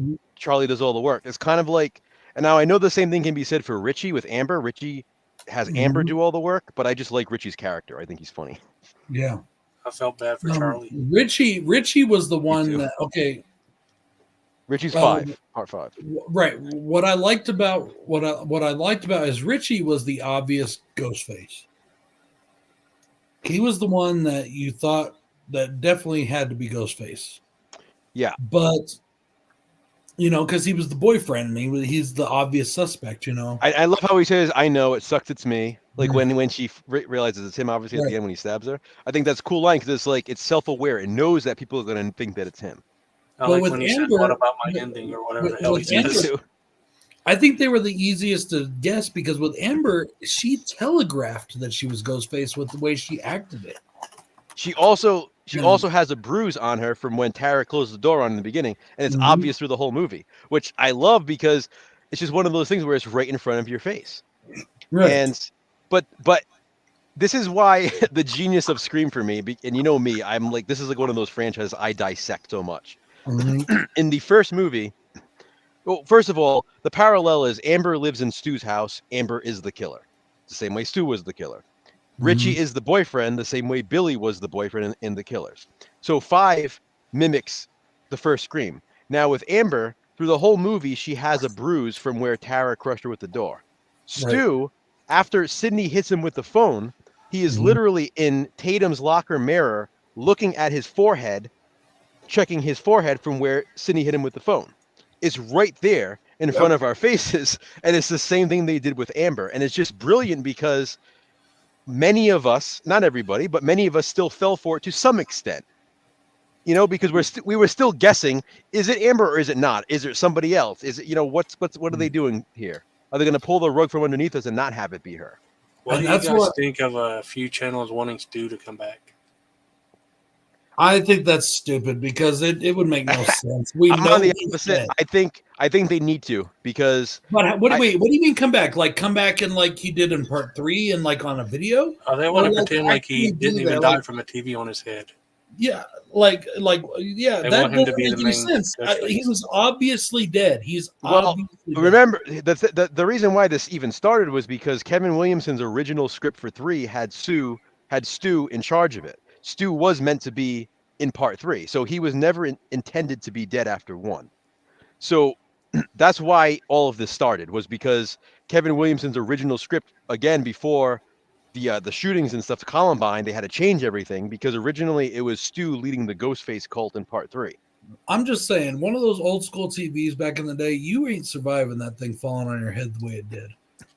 It's just, I think- know. I'm not throwing shade at. I don't want to throw shade at any channels, but there's a couple that have this thing called the Stu Train, Yeah, and they want Stu back really bad. and a lot of people do. And that's fine. I just think that it's too it's lazy writing. That's what it is. People talk about that in wrestling all the time. If you bring him back, it's just lazy writing. I don't think so. Well, Have you guys seen the movie Trick? It reminds me Yeah. a lot of Scream, and does all right. something I'm surprised they yeah, haven't I done in like Scream. Trick. No, hold on, wait a minute. Bones, Trick Huh? is literally based off of Kevin Williamson's script for Scream 3. Yeah. That's why. I like Trick too. Like Trick the way is, it ended, I'm surprised they haven't done that in Scream. Have a cult of ghost faces. Well, yeah, that's what I'm saying. Kinda That's what do the it, original so- plan for 3 was, and because they didn't do it, they ended up rewriting the script for Trick to make it a different film, and it's literally based off of Kevin Williamson's original Was Scream he 3 involved script. with it in any way? So it's pretty cool. Is They Williamson kinda- involved in it in any way? No, I mean they literally got permission. I mean, you've seen Trick, obviously, right? Yeah. So you know how, I mean, I don't want to. Brad, have you seen Trick? Yeah, I reviewed it long. All when right. it So first anybody came out. anybody in the Jamie chat, Kennedy, let this which be a helps spoiler, make it I guess. remind me of If you Scream. haven't seen Trick by now, obviously at the end we find out that Jamie Kennedy is the one, you know, that's like the leader of like this cult. Okay. And originally in the Scream 3 script, it was supposed to be Matthew Lillard, Stu. So literally, Jamie Kennedy was cast specifically for that homage. Like, instead of Matthew Lillard, we have like Randy being the one that's in charge of it all. So I think that's why Trick sort of fits into that universe for me. It's pretty cool how it connects. They should do a sequel to it. Well, one of the I funny agree. things is a lot of people shit on Trick too. Yeah. But I thought it was cool. I think a liked lot it of people. yeah, do too much I shit. really like Trick. I thought it was really good. Since we're talking about Scream, why the fuck not? I thought I would share something real quick. Since I wanted to share a couple videos if you guys don't mind during this stream. Exactly, Jim. Tom Atkins. My one of the things I wanted to do during the stream was show a couple of my old videos, just like a few seconds worth or a few clips. And Home videos? Well, I guess you could call them that, seeing as how that's what YouTube videos are. But I wanted to share my first Scream thing because I love my little character that I create here. Say hello, everybody, to Fat Ghostface. And I love that I was able to carry this guy through. The only one he didn't show up in was part 5. I'm muted. Slashback Yeah. Saturday. Yeah. Turn the sound on. It should have been on. Was it not on? It was muted. It should have been on for you. I thought it just muted it for me. Welcome everybody to Slashback Saturday. It's Franco Juggalo, and I just want to say, what's your favorite scary movie? Phantasm. Surprise, Sydney! See, I got the idea there, but then I expanded on it in part 2, and I went into being actually a character called Fat Ghostface. And the only one he didn't show up in was part 5 because I was over at Bill's place when we did it. And I just didn't have a mask or anything with me. And, you know, he was really drunk that night. He did not want to do that review, and I kind of made him do it. Should have put on the Chrome Ghost face for the Scream 5 one. Well, we kept having a problem. We were watching it on Paramount, right? Scream 5, because it came out at the same time as put in theaters. But his place, the internet sucks, and it kept stopping. So like it literally stopped like every minute and a half, and it did that for most of the movie. And I was like, dude, no, I got to get this video out. I wanted people to. I got it while it's fresh in my mind. He didn't want to do it. He wanted to wait and do it again later, you know. So I'm probably going to read your you favorite movie is Psycho. Awesome, dude. Do I think they should do a continuation of Hellfest? Why not? I'm surprised they haven't yet, to be honest. Yeah. Especially with the way that movie ends. Ended. There's so many options they could take that movie. Yeah, that's Here's another my movie. problem. Everybody talks about Hellfest, but nobody talks about Bloodfest. I like Bloodfest. Bloodfest. I talked about it not too long ago, Mr. Bones, because in my I talked about it because in my Red versus Blue reviews, I talk about how Rooster Teeth did a horror movie called Bloodfest. Yeah, I like them both, but I like Bloodfest more. Mm-hmm. My wife loves Hellfest. She talks about that damn movie all the time. It's a good movie.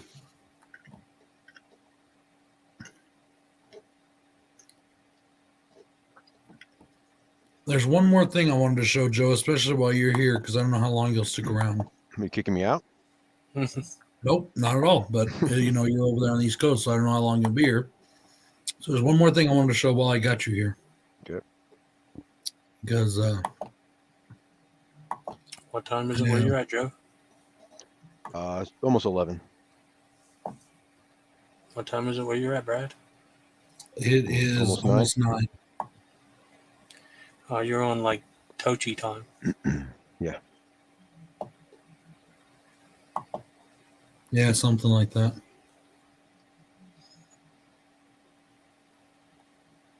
That's not it.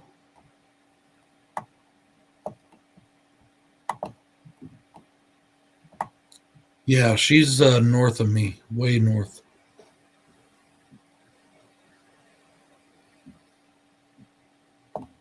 Maybe it was 2021. Let me find. I can't remember what year we did this. No, that's not what I'm looking for.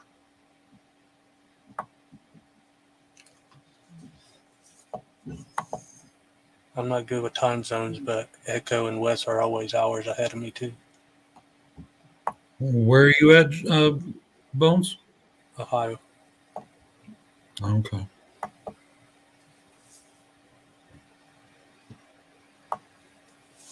Echo's in Washington. I can't remember where Wes is at. I think it's in North Carolina.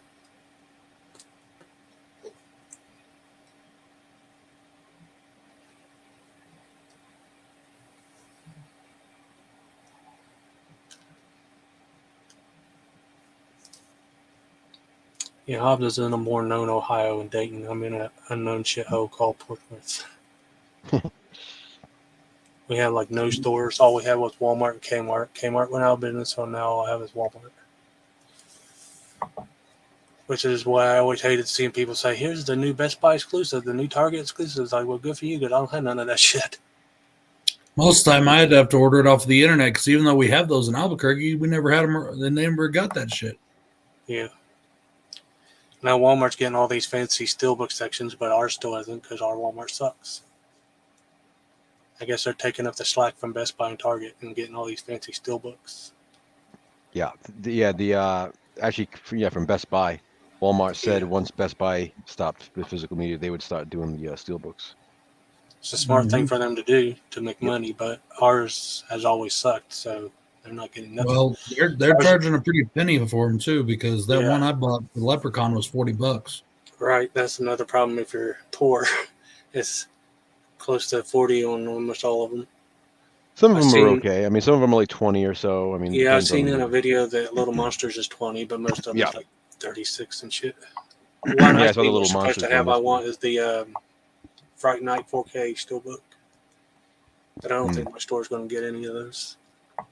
Mine, I have a bunch of Walmarts near me, but the one closest to me actually just put them out yesterday. I was there while they were putting them out. Did you grab any of them?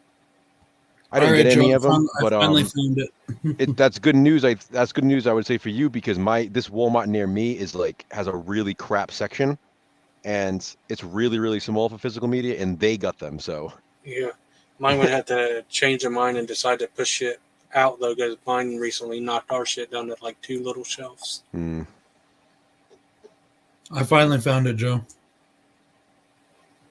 You ready? When is the next Wild Eye week? I haven't decided yet. We were just talking about it. Maybe I should have done it this month, but I haven't decided yet. You ready, Joe? Yeah. This is one of the most fun things that I ever did, I think, on here, and I was so happy you guys were a part of it. It was just so fun. Make sure you unmute it. Has been paid for by the New World Order. It's a tough job, but somebody's got to do it. And we figure it might as well be us. So come on, all you motherfuckers. You want to join us? Join the Super Slash Brothers and their friends in Wild Eye Week 2020. Who's going to be next? Don't call us, we'll call you. Yeah, it's invitation only there, Chicos. That's right, Chicos. The Super Slash Bros have taken over WEW Wild Eye Week once again. You can't beat us, so you might as well join us. Because if you ain't with us, you're against us. Not really, but you should join in. It's the new way. Is that okay? You're damn right it's okay. Because you better be Wild Eye. Because if you're Wild Eye, then you need to be. Because when you're Wild Eye for life. And ladies and gentlemen, that is just too sweet. I see it like this. Everybody wants to know who is next. Who's next? I'm next for Wild Eye Week. Yeah. Are you next? You should be next. You should be next. You should be next. Wild Eye Week. Everybody wants to know who's going to be 4. Who's going to be 5? Is it another outsider? Or is this... We have to fight, scratch, and claw for everything we got. And boys, we want you. You remember that, Joe?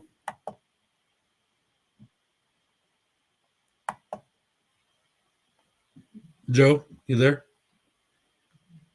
Oh, he's on mute.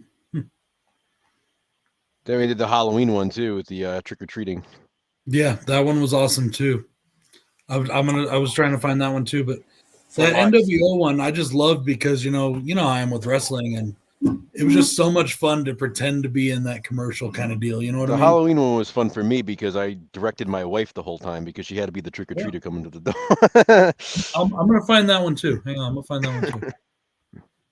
Yeah, that was the next year, wasn't it? Or was that the year before? Yeah, it was the year after that. Yep. Yeah. I like that part with Davis. Like he left the tube. Yeah. Let's see.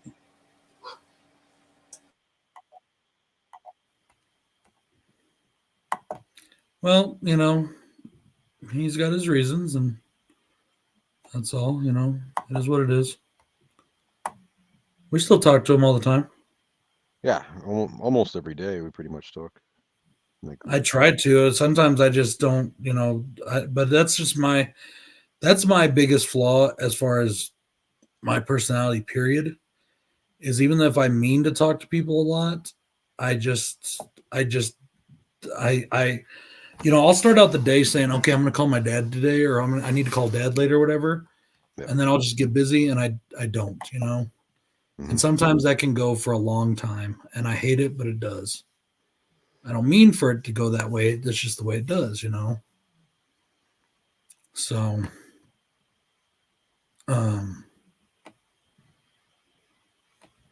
that's not it. Let's see.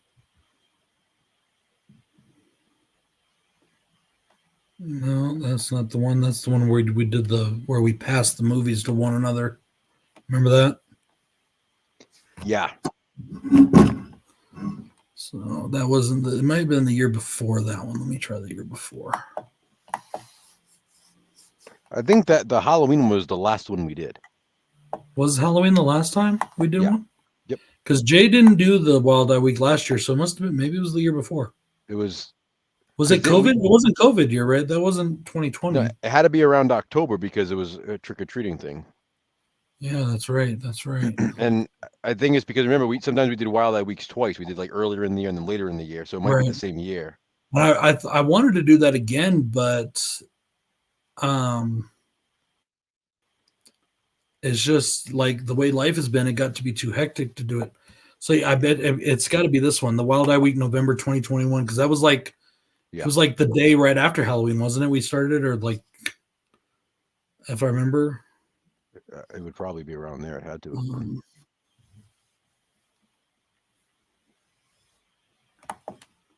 Yeah, I think this is it because I also have it on my.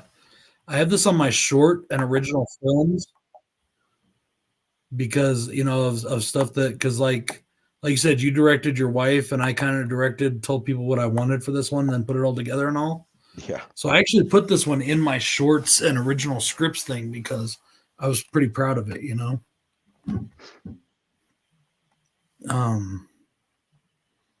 Okay, I found it, Joe. So let's see. Yeah, this one was a lot of fun. We all had a lot of fun doing this one. You do remember I had one thing that bothered me about this one, don't you, Joe? Yeah. Well, that's okay. It's just the way it goes, you know? Yeah. So, let me see. All right, here we go. Ladies and gentlemen, it is Halloween night here in Wild Eyeville. And we want to let you know that Wild Eye Week is coming soon, November 14th to the 20th, featuring some of your favorite horror YouTube channels.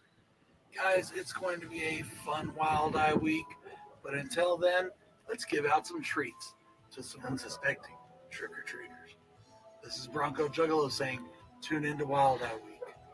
Peace. It was also a lot of fun getting my girls in on this one. Oh, sweet. We got some trick-or-treaters up here in Wild Eyeville. Hello, ladies. Look at these two cute little girls. Look, I got you guys some treats. You want some treats? Yeah. What do you say for treats? Trick or treat. Well, look what I got movies for you. You get this one. Bundy Reborn. And you get this one. Watch me die. I love that movie. No, we want candy. Nah, I don't think you need any candy. Here, have another movie. Get the hell out of here. Did you hear my daughter right there? Dad. Oh, here's your part, Joe. Trick or treat.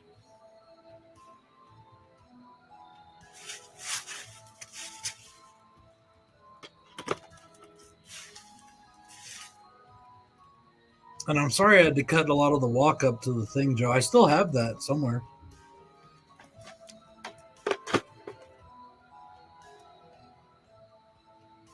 But it's because I was just trying to keep the segment under. You out there, be kind. Read the sign. Happy Halloween from the Horror Man. Hey guys, trick or treat. I'm totally trick or treating. I just totally is in a bathroom in LA. But, Remember when Dave was in LA? For a while now.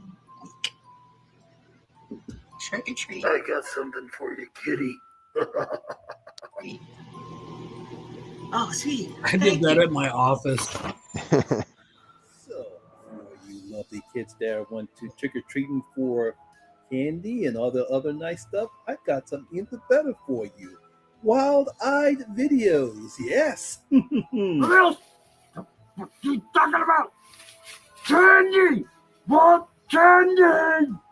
So let's see. The first one is going to be, yes, false flag for this one. False flag? What is that? What the hell are you putting in there? What the hell is that? I wanted candy! I want candy! What the hell are you putting in there? Killer Campout. That's very good horror picture from Wild Eye. Need a fix, man. I need candy. What is that? Killer? Camp house? I told you I need my damn bags for Snickers. I'll leave it in the Tootsie Roll. Leave it at Tootsie Roll, for God's sakes. I'll leave it at the Tootsie Roll. Have some Wild Eye for trick or treat instead of candy. I told you, I want candy with fucking fix, man. I'm gonna hate this. Oh, this is my favorite part, Joe. Jay's was my favorite part. I love the little voice tone. It was like the perfect segment to cap everything off because he was done trick or treating, you know.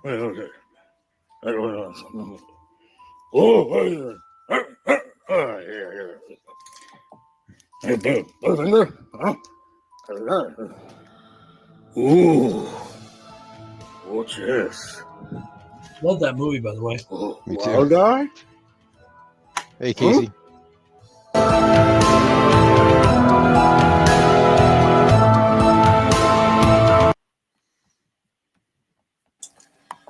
Who was in the Leatherface mask? It wasn't a Leatherface mask. That was Bill. Yeah. And it was an Axe mask. I don't know if you know what Axe is. You should know what Axe is, don't you, Bobs? Yeah, they was formerly known as Maniacs, and they're from my town. Yeah. Okay. Well, that's an Axe mask. Yeah.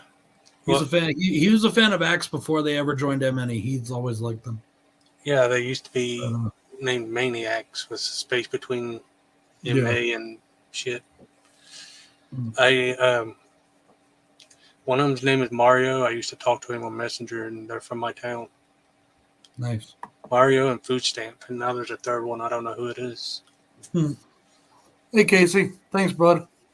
Yeah, but for that segment, Monty's segment, it wasn't. Did Bill exactly ever get his what Tootsie we were- Roll? It gets said. No, he never did. It wasn't exactly what we were looking for the thing. So I had to do a little improvisation, and so I had to put Bill in there. So, and Jay and Joe both did awesome jobs in that. Even Dave did an awesome job with what he could do limited where he was. Yeah, I don't know if they still go by the same names, but one of them's name was Food Stamp. And I once went to a backyard wrestling thing, and Food Stamp was about to beat some dude's ass for talking to his girl or something. And some weird dude carrying a backpack with a Chucky doll sticking out of it, and Food Stamp was wanting to whoop his ass. I don't know. I'm not really a fan of them, honestly. I never have been. I like the music they had on a demo when they were just doing shows here better than I liked them better when they was Maniacs before they was a la Zul, whatever I can't even pronounce. Right. Alazul Ilu. Yeah, I can't even say it. Yeah. I mean, their stuff's pretty evil and all, but it's just I don't think they're that good, if you know what I mean. I don't think they're that like good technically. Whatever, just my opinion. Yeah. So, but anyways, yeah, but that mask has really come in handy for a lot of really cool projects that we've done. I don't know what separates it from being an axe mask or a Leatherface, because I think it looks a lot like Leatherface. Oh, the one isn't actually like the one is. It's supposed to be his character has a face that actually looks like that. He's like deformed and shit. Yeah. So, but yeah. Oh, I love Halloween, man. Halloween's a big deal in my household. The kids love it. My wife loves it. I love it. My wife gets dressed up every year. I don't always get dressed up anymore, but I just love doing it. Sometimes I like to get dressed up if I can, but my problem is I don't think about it. And then here comes Halloween. That's already the year, and I ain't got shit ready. How about you, Joe? I know you like to get dressed up, don't you? Yeah, I mean, some years we do. I guess it depends. My son usually puts on one of his masks and goes outside and scares all the kids when they come up. Your wife shared some good pictures on Facebook, I think, that were really cool. How old is your son, Joe? He'll be 21 in July. Also, he just like walks around. Yeah, I mean, he has like a massive mask collection, like Michael Myers mask, Scream mask, like a really big mask collection. So yeah, I remember when Halloween stopped being fun when I wasn't even that old, and neighbors started asking, "Aren't you too old to be trick or treating?" Yeah. So he usually picks one of those out and sits in the front and scares the kid. Jumps out at people. Yeah. Hey, Joe, did you ever see that message I sent you on? Oh, no, yeah, you did. You answered me. Yeah.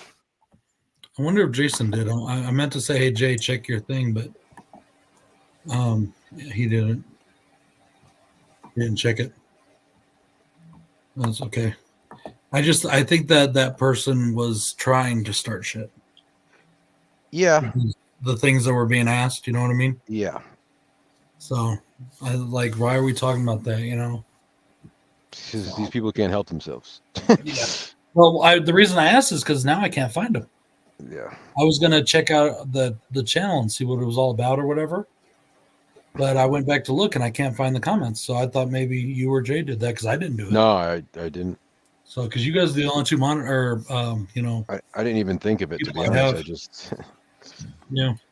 What was it? People leaving rude comments? No, not really. Just weird. So. Trying to stir the pot. I think so, yeah. Is it an unknown channel or someone people know? That's what I'm saying. I have no idea. I've never seen him before until today, yeah. So yeah, but I just was curious, but I can't find it now. So I was just wondering. So let's see. I don't know if you guys. Yes, I did see that, dude. That was pretty cool. That was awesome when you showed that. So, well, that's all right, Casey. It's whatever. I wanted to concentrate on good things today, not stupid things. So. Yeah, so let's talk about politics and religion. Exactly. No. Well, that's the thing, I was trying not to get there. Just wanted to talk about that one instance, and then that was it, Yeah. So. Everyone always has added with, oh, nuh-uh, because what I see is. It's like, okay. Yeah, I know. You know better. Well, it's even in I went to church the other day, and the assistant pastor, the pastor's son, was all talking about this big rise of Christianity that's happening. I'm like, really? That's what you see? Because that's not what I see. But it's just how people take the world, I guess. Yeah. But I can say this: overall, the last 6 years has been a lot of fun. And I've got people, even the people that I don't want in my life anymore, sometimes I have them to thank for that. But more than that, I got the people that I do want in my life, like you and Jay and, Hobbs and Bones and Sean and all those good people, Exactly. Just got to focus on the positive. Exactly. I mean, I would hate to be accused of being too negative.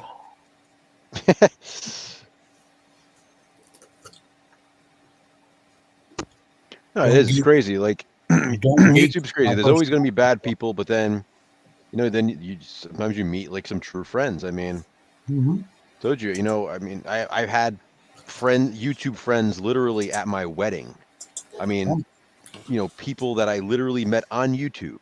I mean, it's just crazy to, that how these kind of relationships form and build. And I have a feeling that if I died, like suddenly or whatever, even if we hadn't talked for years, or even if we were mad at each other, I think you and Jay would be at my funeral. Maybe to make sure that a morbid conversation. Maybe just to make sure that motherfucker's dead. But I think that took a dark turn real fast. Oh, he's having a party here. He's like, I want to focus on the good stuff tonight. He goes, but I'm dead. I'm just saying that. Like, I think that you guys are my friends.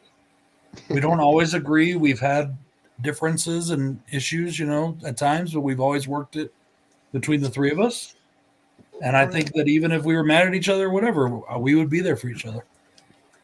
The Slash Bros are tight like a noose. So that's just the way, friendships are supposed to be.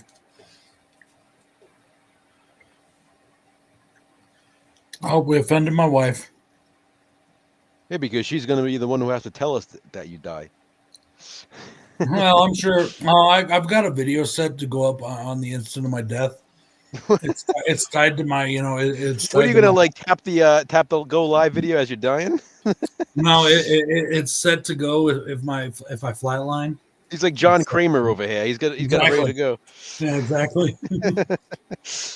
Oh, speaking of Saw, one of the things I talk about in Five Nights at Freddy's, the Saw's family is a Saw. What I thought was maybe a Saw tribute.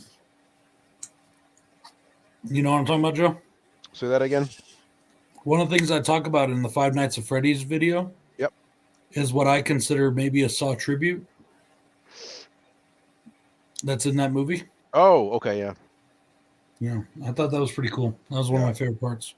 I didn't dislike Freddy, but I like Willy's Wonderland better. That's my voice right away. And I don't want to give away, like I said earlier, I never said this actually. I didn't want to give away my review. Like I said, Bill's not a fan of PG-13 horror. And honestly, I'm really not either. I never have been. Used to be, though, PG-13 horror, I wouldn't even watch it. But I do think the R rating would have helped that movie more. I haven't seen that Banana Splits movie. That movie's awesome, dude. You got to see that movie. That movie's awesome. That's a subgenre I'm really starting to enjoy. This whole animatronics go crazy demonic animatronics. Well, not all of them are demonic. Like in Banana Splits, they're not demonic. But they aren't the bad guy movie. And the only movie that I haven't really enjoyed so far in this subgenre has really been Child's Play. Have you guys seen Benny Loves You? Yeah. Which one? Loves You. Benny Loves You. No, I haven't seen that one. I haven't seen Megan yet. Jason loves Benny Loves You. It's a pretty cool movie. He's a big fan of that one. I like Megan too. Yeah, Brad, you should check out Megan. I'd be curious to know what you think. I've been meaning to. I just haven't got around to it yet. And the reason why I'm curious is you might remember when it came out, I did a video of comparing like Megan and Child's Play. I know 2019. I like the similarities are incredible. And that's one of those movies where you got half the people on one side of the fence that like it, and half the people on the other side of the fence that hate it. I think that's one of the reasons I haven't watched it yet is because, I have this feeling I'm going to end up liking it. And then you're going to throw it in my face that it's just the same as Child's Play. And then it really truly is. I do like it. I've watched it a few times because I watched like the theatrical when it came out. I watched the screener. I watched the unrated when I got it. Then I watched it again with my son. So I've watched it a few different times. Mm-hmm. So I don't dislike it. I just don't love it the way some other people did. Like I said, I just preferred Child's Play, but I do like it. There are just things in it that are very, very cringeworthy. I've only seen Child's Play once. My favorite part was "This is for Tupac." Oh, I hated that part. That's one of my least. Dude, don't even get me started. Well, he was just mimicking a kid. He heard a kid say it, so he said it. I know, but the kid saying it bothered me. The kid saying it bothered me because that kid didn't even know who the hell Tupac is. Yeah. You know, and it just bothers me, you know. But anyways, that doesn't matter. Is Megan a female Chucky? I You don't know if what, she's a Brad? female Chucky. That's just the way it is, and things are never going to be the same. I really don't see the comparison, but like I said, I've What? only seen the remake once. What's just the way it is? I'm quoting Tupac. Oh, the way okay. it Sorry, is. I was like, not. I don't know about that, Brandon. I'm really not for that too much myself, but when I finally did watch the Winnie the Pooh, I was blown away. It was my favorite horror movie of last year. I can't wait for the second one. Yeah, me too. As far as like Mickey Mouse, I think that's just dumb. I was surprised I think that I they're enjoyed Blood and Honey, and I did, and I'm worried that because they have so much money that they're trying to improve stuff that's going to make it too different. Because why is Winnie looking more buff and skinny? Bears are supposed to be fat. It's funny because a lot of people complained about their look in the first film, and I think people are going to complain more about their look in the second film now. Yeah, I liked how he looked in the You first know what's one. funny is they're getting a much bigger budget in the second one, so they're going to make the look so much better. And I guarantee you, people are going to bitch about that too. They are. That's the it's problem. good. They're trying to make everything look so much better and But prettier. what the thing is people are going to say, the people that bitched about the look in the first one, I guarantee those people in the next one are going to be like, oh man, it looked better in the first one. Yeah, of course. Wait, didn't you hate it in the first one? So now they change it and you hate that too? You know, I will say I like the just based on the trailer, Owl looks pretty cool, but I'm not sure how I feel about the others yet, like Tigger and stuff. Yeah. Looks like some Did kind of you bodybuilder. Did you guys see? Well, they had to wait for Tigger to go on public domain. Yeah. But it's not the Disney stuff, and I made that clear in my review of it. They did say that they had to actually change some things because they cannot go into what the Disney representation of it looks like, sounds like, or anything close to it. They can only go off the original stories. So Disney does still own the copyright on Winnie the Pooh on their stuff. I think Piglet looks a little better in the new trailer because in the first one he looks like a boar. Yeah. But I like how Pooh looks in the first one. I like the way they both look in the first one, honestly. I mean, they were trying, and with the way they explained it in the story of what they were, I think the way they look, it makes sense. You know? Even though Pooh still looks more like a teddy bear and the Piglet looks more realistic. But whatever, you know? It was a fun movie. It is fun. It is. Danny says it would be funny if someone ate Piglet. I think it was insinuated they ate Eeyore in the first one. They did. They said it. They ate Eeyore. Yeah, I take it back that the Winnie the Pooh was actually my second favorite. I forgot. Godzilla -1 was my favorite, but it was almost Winnie the Pooh. But that Godzilla -1, I'm telling you, Joe, have you seen that yet? No, it's coming out on Blu-ray in like a month or two. So, Are you a big Godzilla person? Me? Yeah. I've seen like every one that I have. Put it that But way. are you a big fan? Are you really into them? For the most part, yeah. I think because I'm a casual fan of Godzilla. I really like it, but I'm not like Jason or like a couple other people that are huge fans of Godzilla. Like not like Ben, especially. You know what I mean? Yeah. Ben Grimm said Ghost Eeyore in the second, please. Yeah. Yeah. Hey Ben, how's it going? And I meant the other Ben, by the way, not this Ben. Yeah. No, this I Ben know who might you be a big fan too, though. You talking about I don't know. Cadaver Club? He's got But fucking I'm telling you, enormous man, statues. It's one of those movies that it blew me away, dude. It absolutely blew me away. The way they did it, the respect that they show to the franchise, and the fact that it is a Japanese film and it's done in Japanese, you know. I mean, but the movie just and the special effects look better.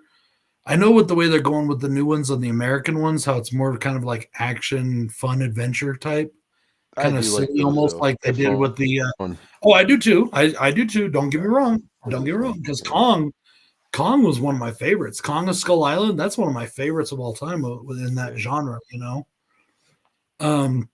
And I like them too. And I like Kong versus Godzilla. I like Godzilla versus King of the Monsters. I like Godzilla 2014. Yeah. I like them all. We got the new one coming soon.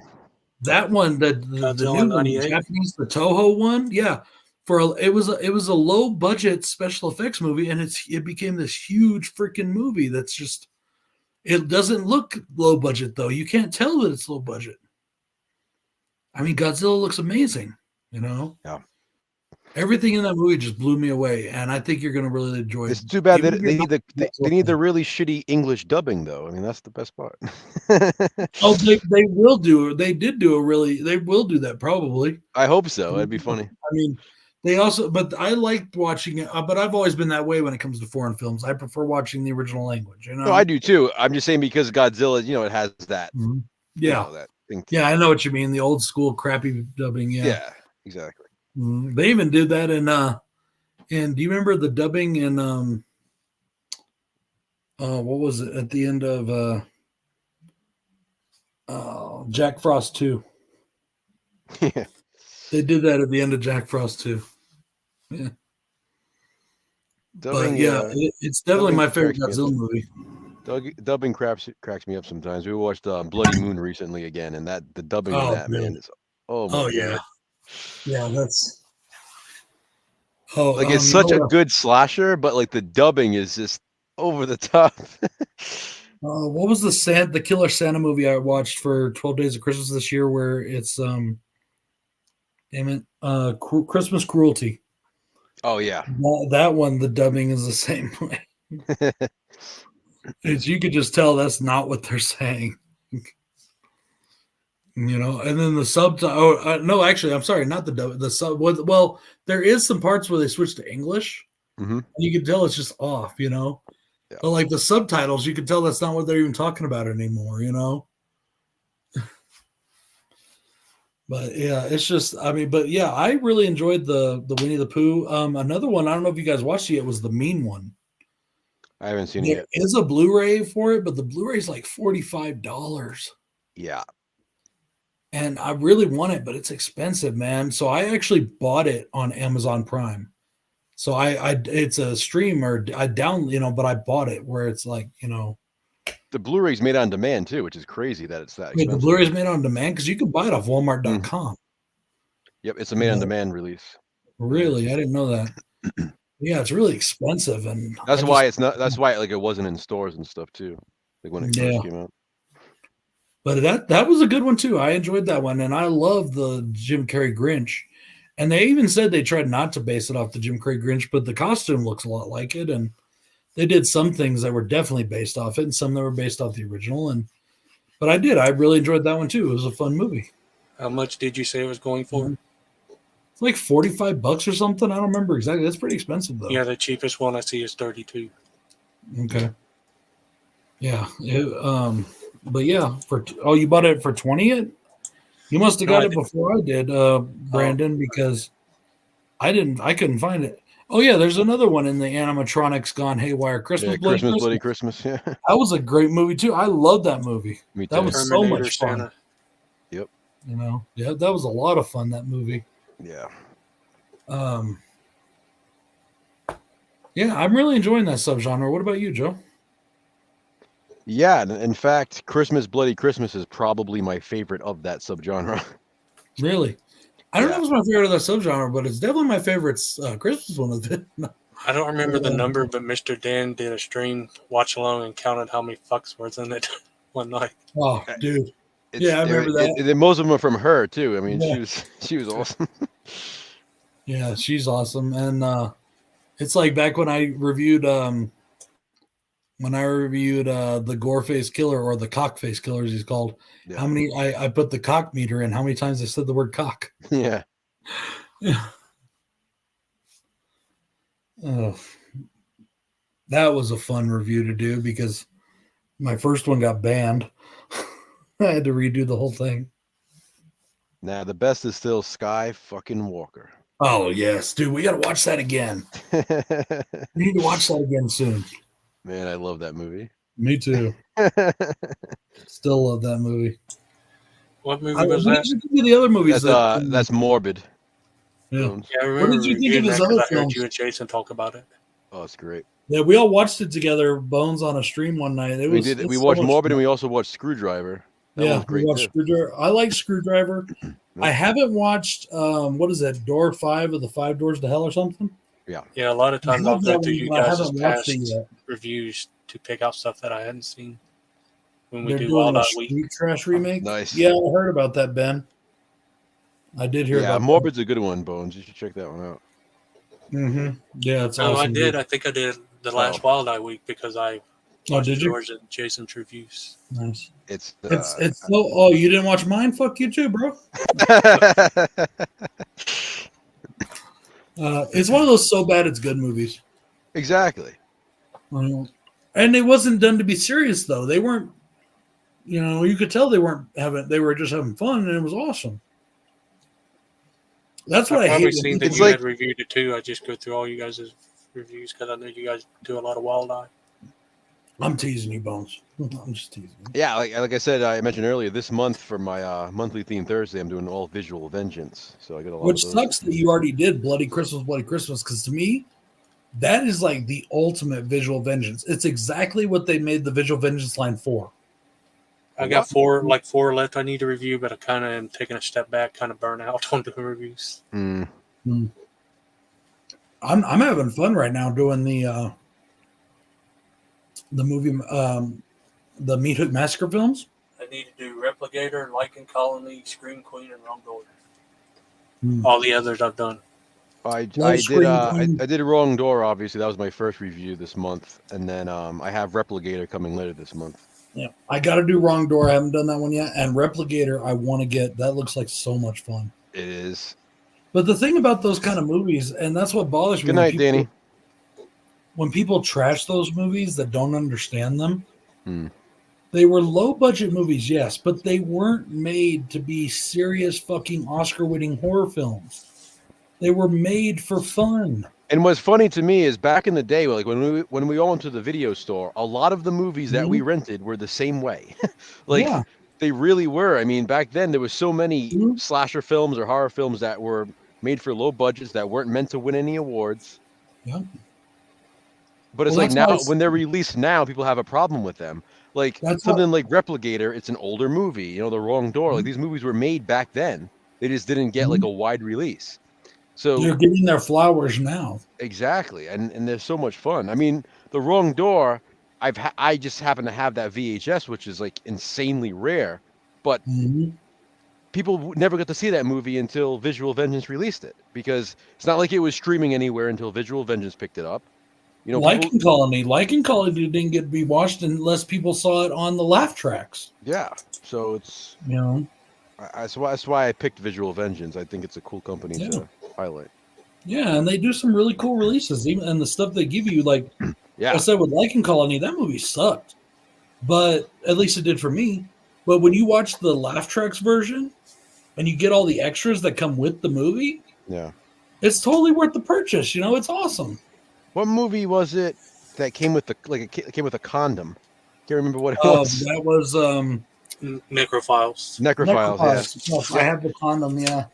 Yeah, like that. Like I mean, like Heartland of Darkness came with like a little claw. I mean, there's so many cool things that come with. Like I got the little barbell when I ordered Bloody Muscle Bodybuilder from Hell. I got the barbell stress ball. Yeah, I mean, just awesome stuff, and they're doing such a good job. And what's so cool is, and Rob's just been sending them to me. I haven't even asked him for them, but when they release a new one, he didn't send me Replicator. And if I asked him to, I'm sure he would. But you know, I don't mind going and buying it. I bought a lot of movies from them. You know. Oh, for sure. So I buy their stuff all the time, whether it's on Hamilton. And I'll tell you right now, I again want to throw out a big shout out and endorsement to Hamilton Book. You know, that place is keeping physical media alive. That's for sure. Yep. You know, Ben wants to know if you guys have seen something called Santa Stein. No, I have seen not. that, Ben. What is that one? Who did that one? I haven't heard of that one. I'm assuming it's like a Frankenstein's monster. Yeah, that's what I'm assuming. Yeah. Christmas version. Yeah. So it's yeah, like it's like frankincense time. I'm having fun doing those Meat Hook Massacre films. Yeah. I've got part 3 ready to go. I need to finish editing it, and then I've got to do part 4. Those have been fun. They are way more fun than I thought they would be. Should have did them for Franchise Frenzy. Well, I didn't have them then. I know. So Jason did, but that's because I got him that box set. But even that box set, I found out that Wild Eye just leased out the titles to be done by that other company. So they didn't actually put together the box set. Kind of like the Scream Factory Halloween box set that's got 50 companies listed on the back of the box. Yeah. You know, it's all the people they had to get right or permission from to put it together. You know. Yep. So, but because he told me, or Rob told me, they didn't actually put that together. That was a third party company that wanted to do that. So, Like but Frankenweenie. Sounds like Frankenweenie. Santa dies and Christmas stops, so a kid brings him back to life, Frankenstein style. Nice. That's awesome. I want to get the Camp Blood ones too, Joe. And I know that some people, but I remember Camp Blood. A lot of those entries have been done by Mark Polonia, and I'm a Mark Polonia guy, so. Yeah. I know, but I didn't think I was gonna like the the Meat Hook Massacre ones, and I'm really enjoying them. I even like the two that what's his name did, the first two. Well, that's what I was gonna say. So that Dustin Ferguson did. I liked them. I think they were like the best ones he's done. We're currently on part. We're making our way through part 5 now, getting ready for Franchise Frenzy. Mm-hmm. So we're always a little bit ahead. So which means we're on the first Dustin Ferguson and Camp Blood next. Yeah, because he's got 2 in a row, and the general consensus is bad. The next one is the worst one, and that's is the first one he did. So well, in the Meat Hook Massacre, the first one he did is considered the worst. Yeah. And the second one is barely rated above it, and he did that one, but all the rest of the movies are rated above them, all of the first two. In fact, Mark Polonia watched along.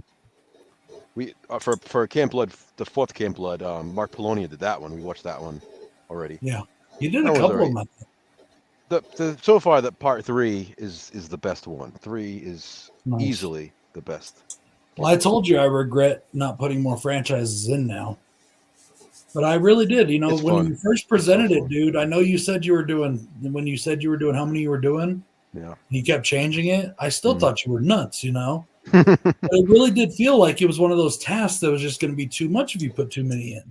Yeah, no, it hasn't been at all. You know, so now that we've done the first, and then I saw how fast you guys got through your 60. Mm-hmm. I'm like, dude, I could have put more in. Dude, even at 60, there are franchises that we think of. We're like, damn, we wish we did these too. Like, I know we had to stop somewhere, but it was just like, it's one of those things where I really wish we could have done more, because I have so much fun doing them. I've even never filming the seen videos. anyone go as hard as Joe and Jason. What do you mean? Like on all these series and reviews they do nonstop, and they're like machines. That's because they don't have lives. Sorry, dude. I was kidding. I'm just fucking with you. No, it just helps just getting ahead. That's what it is, to be honest. We're like, I mean, we have videos scheduled for June, you know, so we just get like super far ahead. Like when we do have the time to watch a bunch, we'll watch a bunch and do a bunch of videos at once. The one that you guys are doing now that I'm 50-50 on is the anthology one. Because a lot of times I don't know what the anthologies are that you're doing. And sometimes they're ones that you can't find now. So then I'm not going to be able to watch them.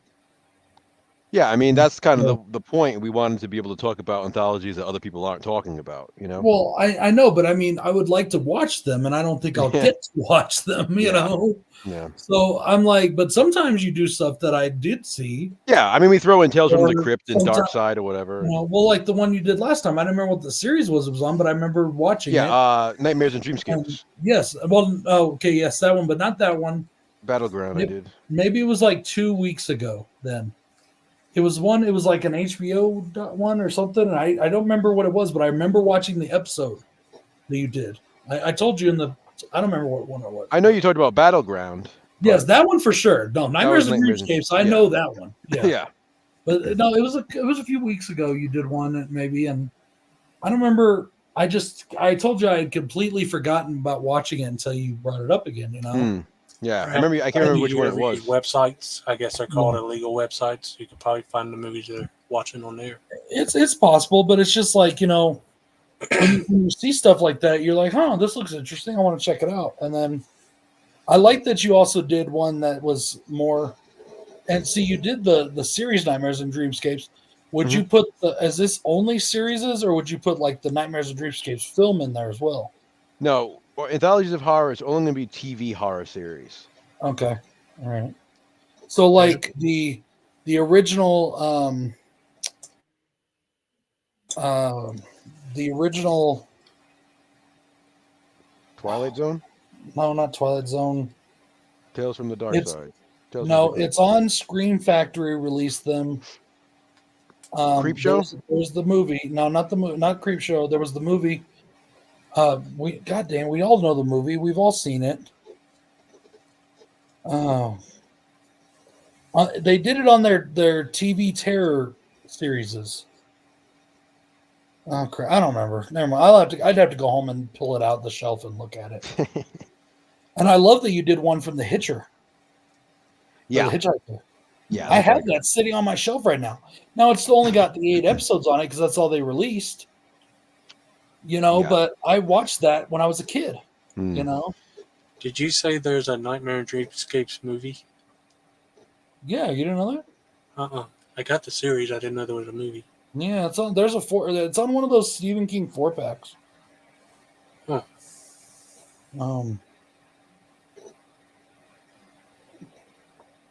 It's like a low budget. I think it was a TV film even. I'm gonna have to look for that. I didn't know about it. Yeah, I've got it at the house. But yeah, that series, it's fun because a lot of times we focus on one segment. So sometimes episodes have multiple segments in horror anthology episodes. So that was like the idea was just to focus on like one segment in each video, which makes it fun because there are so many options because there are so many anthology series. And we get to go back to different ones. Like pretty soon we'll be doing like another Tales from the Crypt or another Tales from the Dark Side or another Twilight Zone or whatever, Beyond Belief. You know what I've been thinking about doing, Joe? What? I told you a while back I was writing a film that I wanted to do, but it just hasn't gotten around to doing it. And I thought about releasing it on my channel in like 15-minute increments, or whatever, like doing it that way. Okay. And having different people film stuff, like have Dave film something, see if you wanted to film something, you know what I mean? Like parts. I'm thinking about doing another film actually, but I don't know when I'll ever do it. It just may be in my imagination, may never come to fruition. Okay. But basically, it's Rage. Yeah. And because we'll never see it. That'll never happen. Exactly. From Stephen King. What if I do it and just change like a few things that make it? But it's basically going to be Rage. Call it Anger. Yeah, something, whatever. But that would be so cool to do. Give me $5,000 and I could do that film justice. It'd be very easy to film if you can just find like a classroom. All I have to find is a classroom, exactly. Yep. Hell, I've got a freaking AR-15 that could double as a sniper rifle in the film, I love that book. Yeah, me too. I absolutely love it. And that's one of my favorite stories in that book. That one and The Long Walk. That Long Walk is my favorite Stephen King story. Yeah, that's a great one. And I wish they'd do a version of that too. I heard they were going to, but they were supposed to for years, and then the Hunger Games kind of ripped off their own thing there. Well, the Hunger Games, but that Hunger Games also ripped off Battle Royale. Yeah. And people say, "Oh no, Battle," because what happened was Battle Royale in America came out after Hunger Games. Yeah. Because it came out before, but remember it was quote unquote banned. Nobody would sell it. Yeah. And then Hunger Games makes it big, and all of a sudden at Walmart, here's Battle Royale, and it says right on the thing, if you like Hunger Games, you'll love this. I remember seeing people watch Battle Royale, and they were like, "Oh, this is like The Condemned." It's like, really?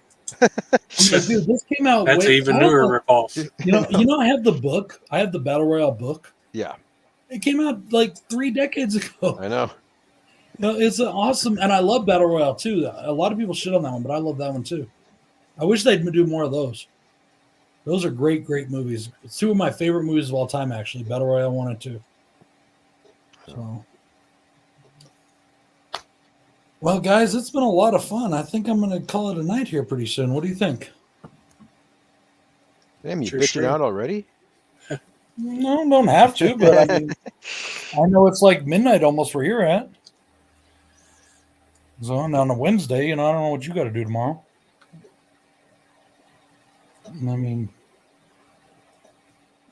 I can go for a while. We're gonna finish up at midnight if you want. Finish up whenever you want. Works.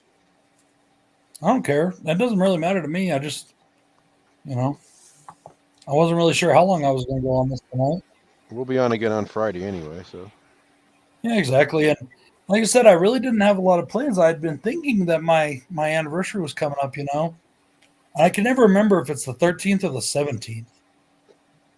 So I went and looked at my video to see when I put up that video. I was like, okay, it is the 13th. I was like, well, what do I want to do? Do I want to make a video for it? Do I want to? I was like, you know what? I wouldn't mind doing a stream. And I invited like 6 or 7 people just if they wanted to come by. Yeah. And, you know, thank you guys for coming by. I appreciate it. Well, I'm going to see if I can find one more video that I want to show. I think I know which one I want to show too. roll that beautiful Dean footage. Which one? The beautiful Dean Bean footage. Yeah. Yeah. I think I know which one I want to show. I just got to find it. What it is, I have to go through I wish they would put your playlists. I wish you could do this, but it won't. I want them to put my playlists in alphabetical order. In alphabetical order. Well, I try to make the playlists for people to be able to find stuff easier. Like if you want to watch all my Scream reviews, bam, you go to the playlist. You want to watch all my Halloween related videos, bam, you go to the playlist. That's the whole point of it. So every time I do a franchise or whatever, I make a playlist for it. Yeah. But they're all over the place, you know, and they do it like what they do is every time you upload to one, that puts it closer up on the list. You know what I mean? Yeah, but you can organize it so that was like the oldest added or the newest added. Yeah, but you can only do that, but then it shuffles them all up again once you do something with them. So every time I go in, Really? it's different. For me, it pretty much works because I always have my recently added first. So whenever I add one, it just. I don't know, maybe I'll have to look at it again, but every time I've tried that, it shuffles them around again. That's how I keep mine in order.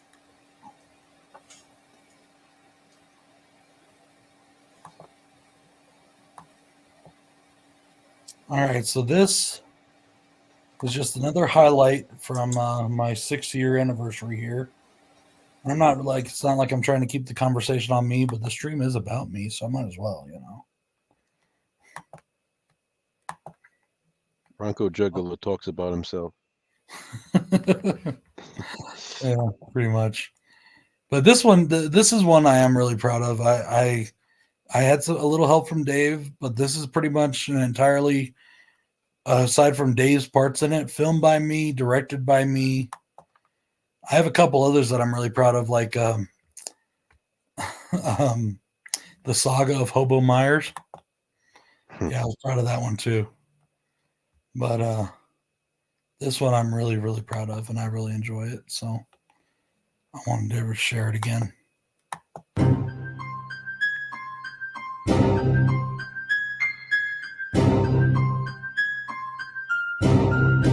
I'm just thankful that I've never been in Cannibal Mutant territory. Or have I? I remember something from a long time ago, but I can't put my finger on it. Which one it might be? I've been working on this chemical compound for 40 days. I don't know what it does, but I know it does something. I really wish at this point that I hadn't dropped out of science college, because that would have benefited me while I'm making science. Science college. I'm very invested, very, very invested in this, whatever these chemicals. Chemicals? Yes, chemicals. Whatever these chemicals are. Is that Fago? Could be something explosive. I don't know. Who's that? Really? I really must focus on this compound. This chemical compound.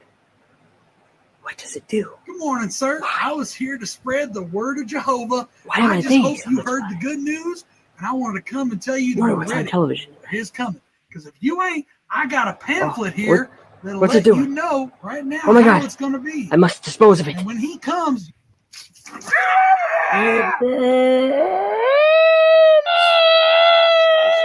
right, brother. I was really proud of that part because I was really proud of that. Make it smoke all effect. better. See. I was just trying to tell him about the good word. Well, don't worry. We're gonna make y'all purty again. See? Oh, See? nobody will ever be friends. Nobody will love me. I won't ever. Oh, get come a on. girl. Just look at me. Look at me, brother. Look at me. Well, see, don't you just look handsome? Brother Jeff, you look handsome. Well, if they won't hear the good word, then we'll just kill them all and roast them fuckers. There, brother Jeff, you look handsome. The ladies are just gonna love this you. Why the fuck are we laughing? I don't know. My face hurts. Oh, it's all right. It's all right.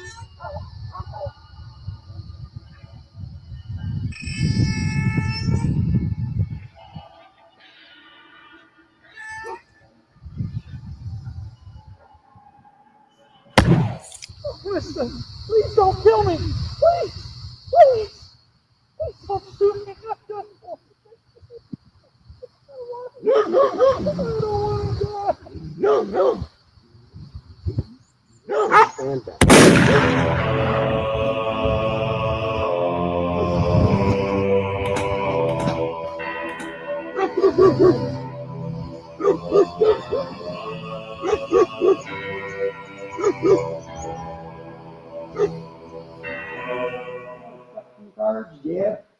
George, I'll tell you, there's got to be something we can do. Hey, We Doug, need us some meat. No, we can't live off this shit forever. Those 2 fucking sacks of shit we killed last week, all the fucking meat's gone. Oh, fuck, man. Come on, Jeff. You gotta have a plan. Well, I do know this one guy. And man, he could feed us for at least the next week and a half. Who is this? That guy on fucking YouTube. What's his fucking name? Dave Maggot? Dave.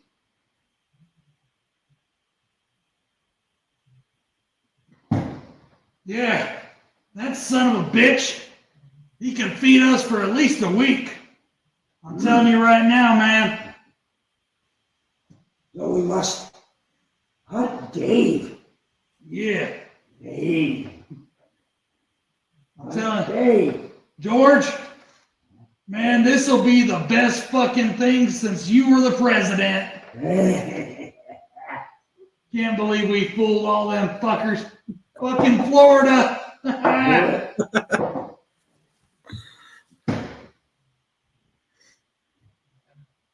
Well, that's the fucking got the plot. What the fuck you got? I ain't got a shit. I got a good hand already. Check or bet, motherfucker. Check. Fuck it, check. What you got? That's the fucking river. I ain't got shit. I'll bet you if I win this game, I get the eyeballs. There we go. Look at that. Pair of kings and a pair of threes. And a queen kicker. Yeah. Fuck you. Why the fuck do you have 3 cards? I only got 2. Because I'm the dealer and I say that I can. You got a problem with that? Yeah, fuck this Dave. Let's just go get the meat. All right, well, hang on. Let me get another drink here. Come on. Meat! Let's get it! Dave ain't gonna hunt himself. Help, I can't get out. I'm too fat.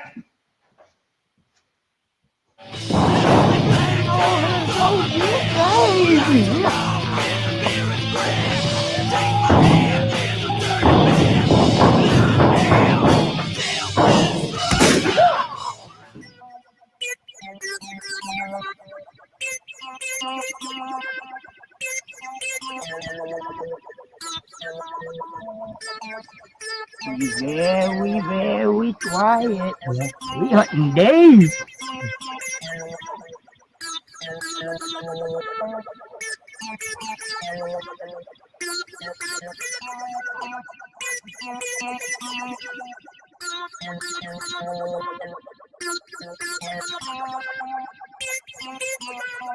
I think that fucker's right around the corner. There's some shit happening outside. I'm gonna take care of this stuff.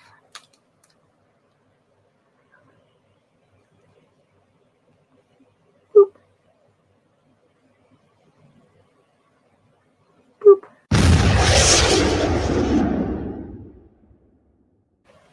That's the sound boop I was making.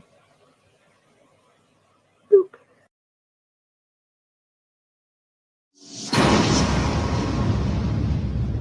I got Acme on speed dial. And text dial speed.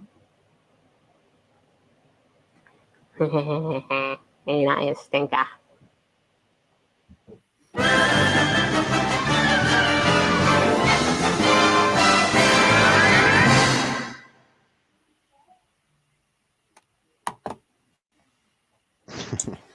That was some good shit. How long is that? What's the runtime of that? Of what? That little video? Yeah. I don't know. A few minutes. It should have been a full length movie. That should be released by Wild. Did you like that? Yeah. Well, that was during, I made that during COVID. I felt some Hills Have Eyes, some Wrong Turn, Texas Chainsaw. And have you seen a movie called Death to Metal? Yes, I reviewed that not too long ago. The part where you was at the table and said, well, spread the good word. That reminded me of Death to Metal. That's awesome. Well, I've always had this thing about Jehovah's Witnesses, and, they bother me. But, Joe, I don't know if you heard me. Did you hear the names that I made for the characters? I saw them at the end of the credits. Jeb and George. It's based off the president and his brother. But I just thought that was funny. But what it was is I made them as segments, and they were to introduce Dave's Wrong Turn reviews during the 30 days of Halloween. So I broke it into segments. So when we were done with it, I took it all and I put it back together, and I released it and I had Dave redo some parts on his, and then I released it as a film. And but it was just fun, and it's one of those meeting Dave, and I haven't talked about this much yet tonight, and I need to give him more props.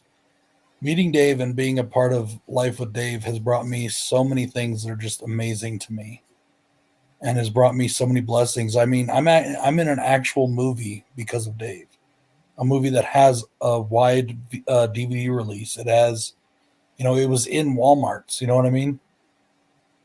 Like, you can buy it off of. Need to watch that. The movie I'm in? Yeah. It's called Gore Theater 2.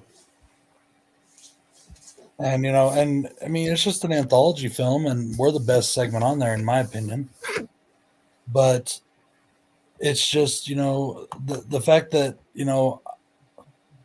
Dave literally made one of my dreams come true by putting me into a movie, that's something I've always wanted. And so much props to Dave. Love that guy. And he helped reinvigorate this love I had for filmmaking that I had back when I was in college and stuff, which was a long ass time ago. So, but those were just fun.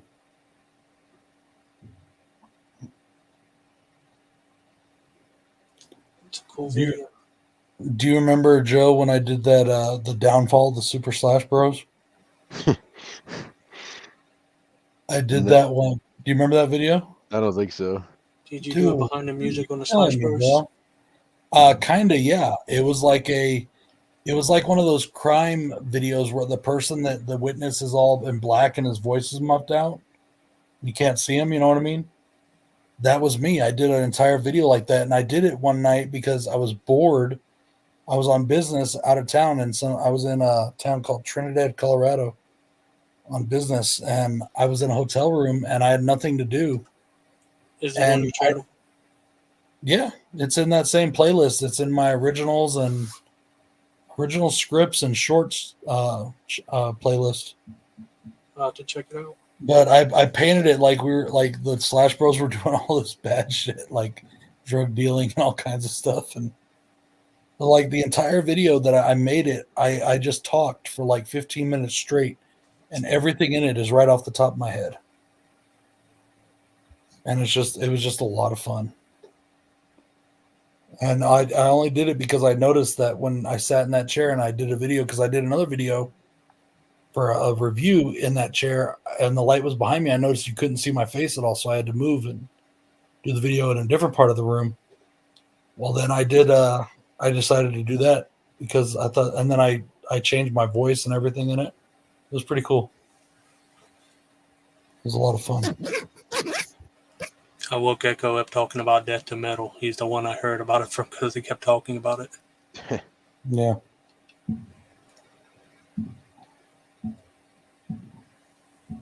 So yeah, I remember you bringing it up back then, but I also I got it from Wild Eye and it was just awesome. I thought that the hands looked stupid, but about aside from that, but there's always something you can pick in a movie, you know? Yeah. Like how Winnie the Pooh don't have bare hands. Well, they're half bear or whatever they were. Or a hybrid. Yeah, those were a hybrid. I like that movie though. It reminded me. It had the intensity of the Friday the 13th remake. When he kind of acted like the remake Jason. Yeah. Really? Yeah, he was relentless and like a hulking slasher. Yeah, I guess I could see that. Yeah. I mean, didn't have perfect nipple placement though, so. I don't remember if the girls showed us their nipple placement. Bones, do you watch wrestling? The one girl did. Well, I was into it more when I was younger. I mainly watch clips now to catch up. Joe, do you know who Liv Morgan is? Yeah. Yeah. I like in her ring gear yesterday. Mm-hmm. She had nipple rings on her nipples through her ring gear, and I wonder if they were actually attached to her nipples. I'll have to check that Or episode. if they were just part of the ring gear, but her ring gear had nipple rings. That's funny. And I'm sitting there like, wait a minute, I thought this was a PG product. Right. Back to the attitude era. Yeah, that's a lot of people think they're trying to bring the attitude to like go back to that, and I hope they do. Yeah, bring back But- Shotgun Saturday Night. Dude, they're gonna piss off a lot of people if they go, because they already did. Roman Reigns called Seth Rollins in a segment on Monday. Crossdresser.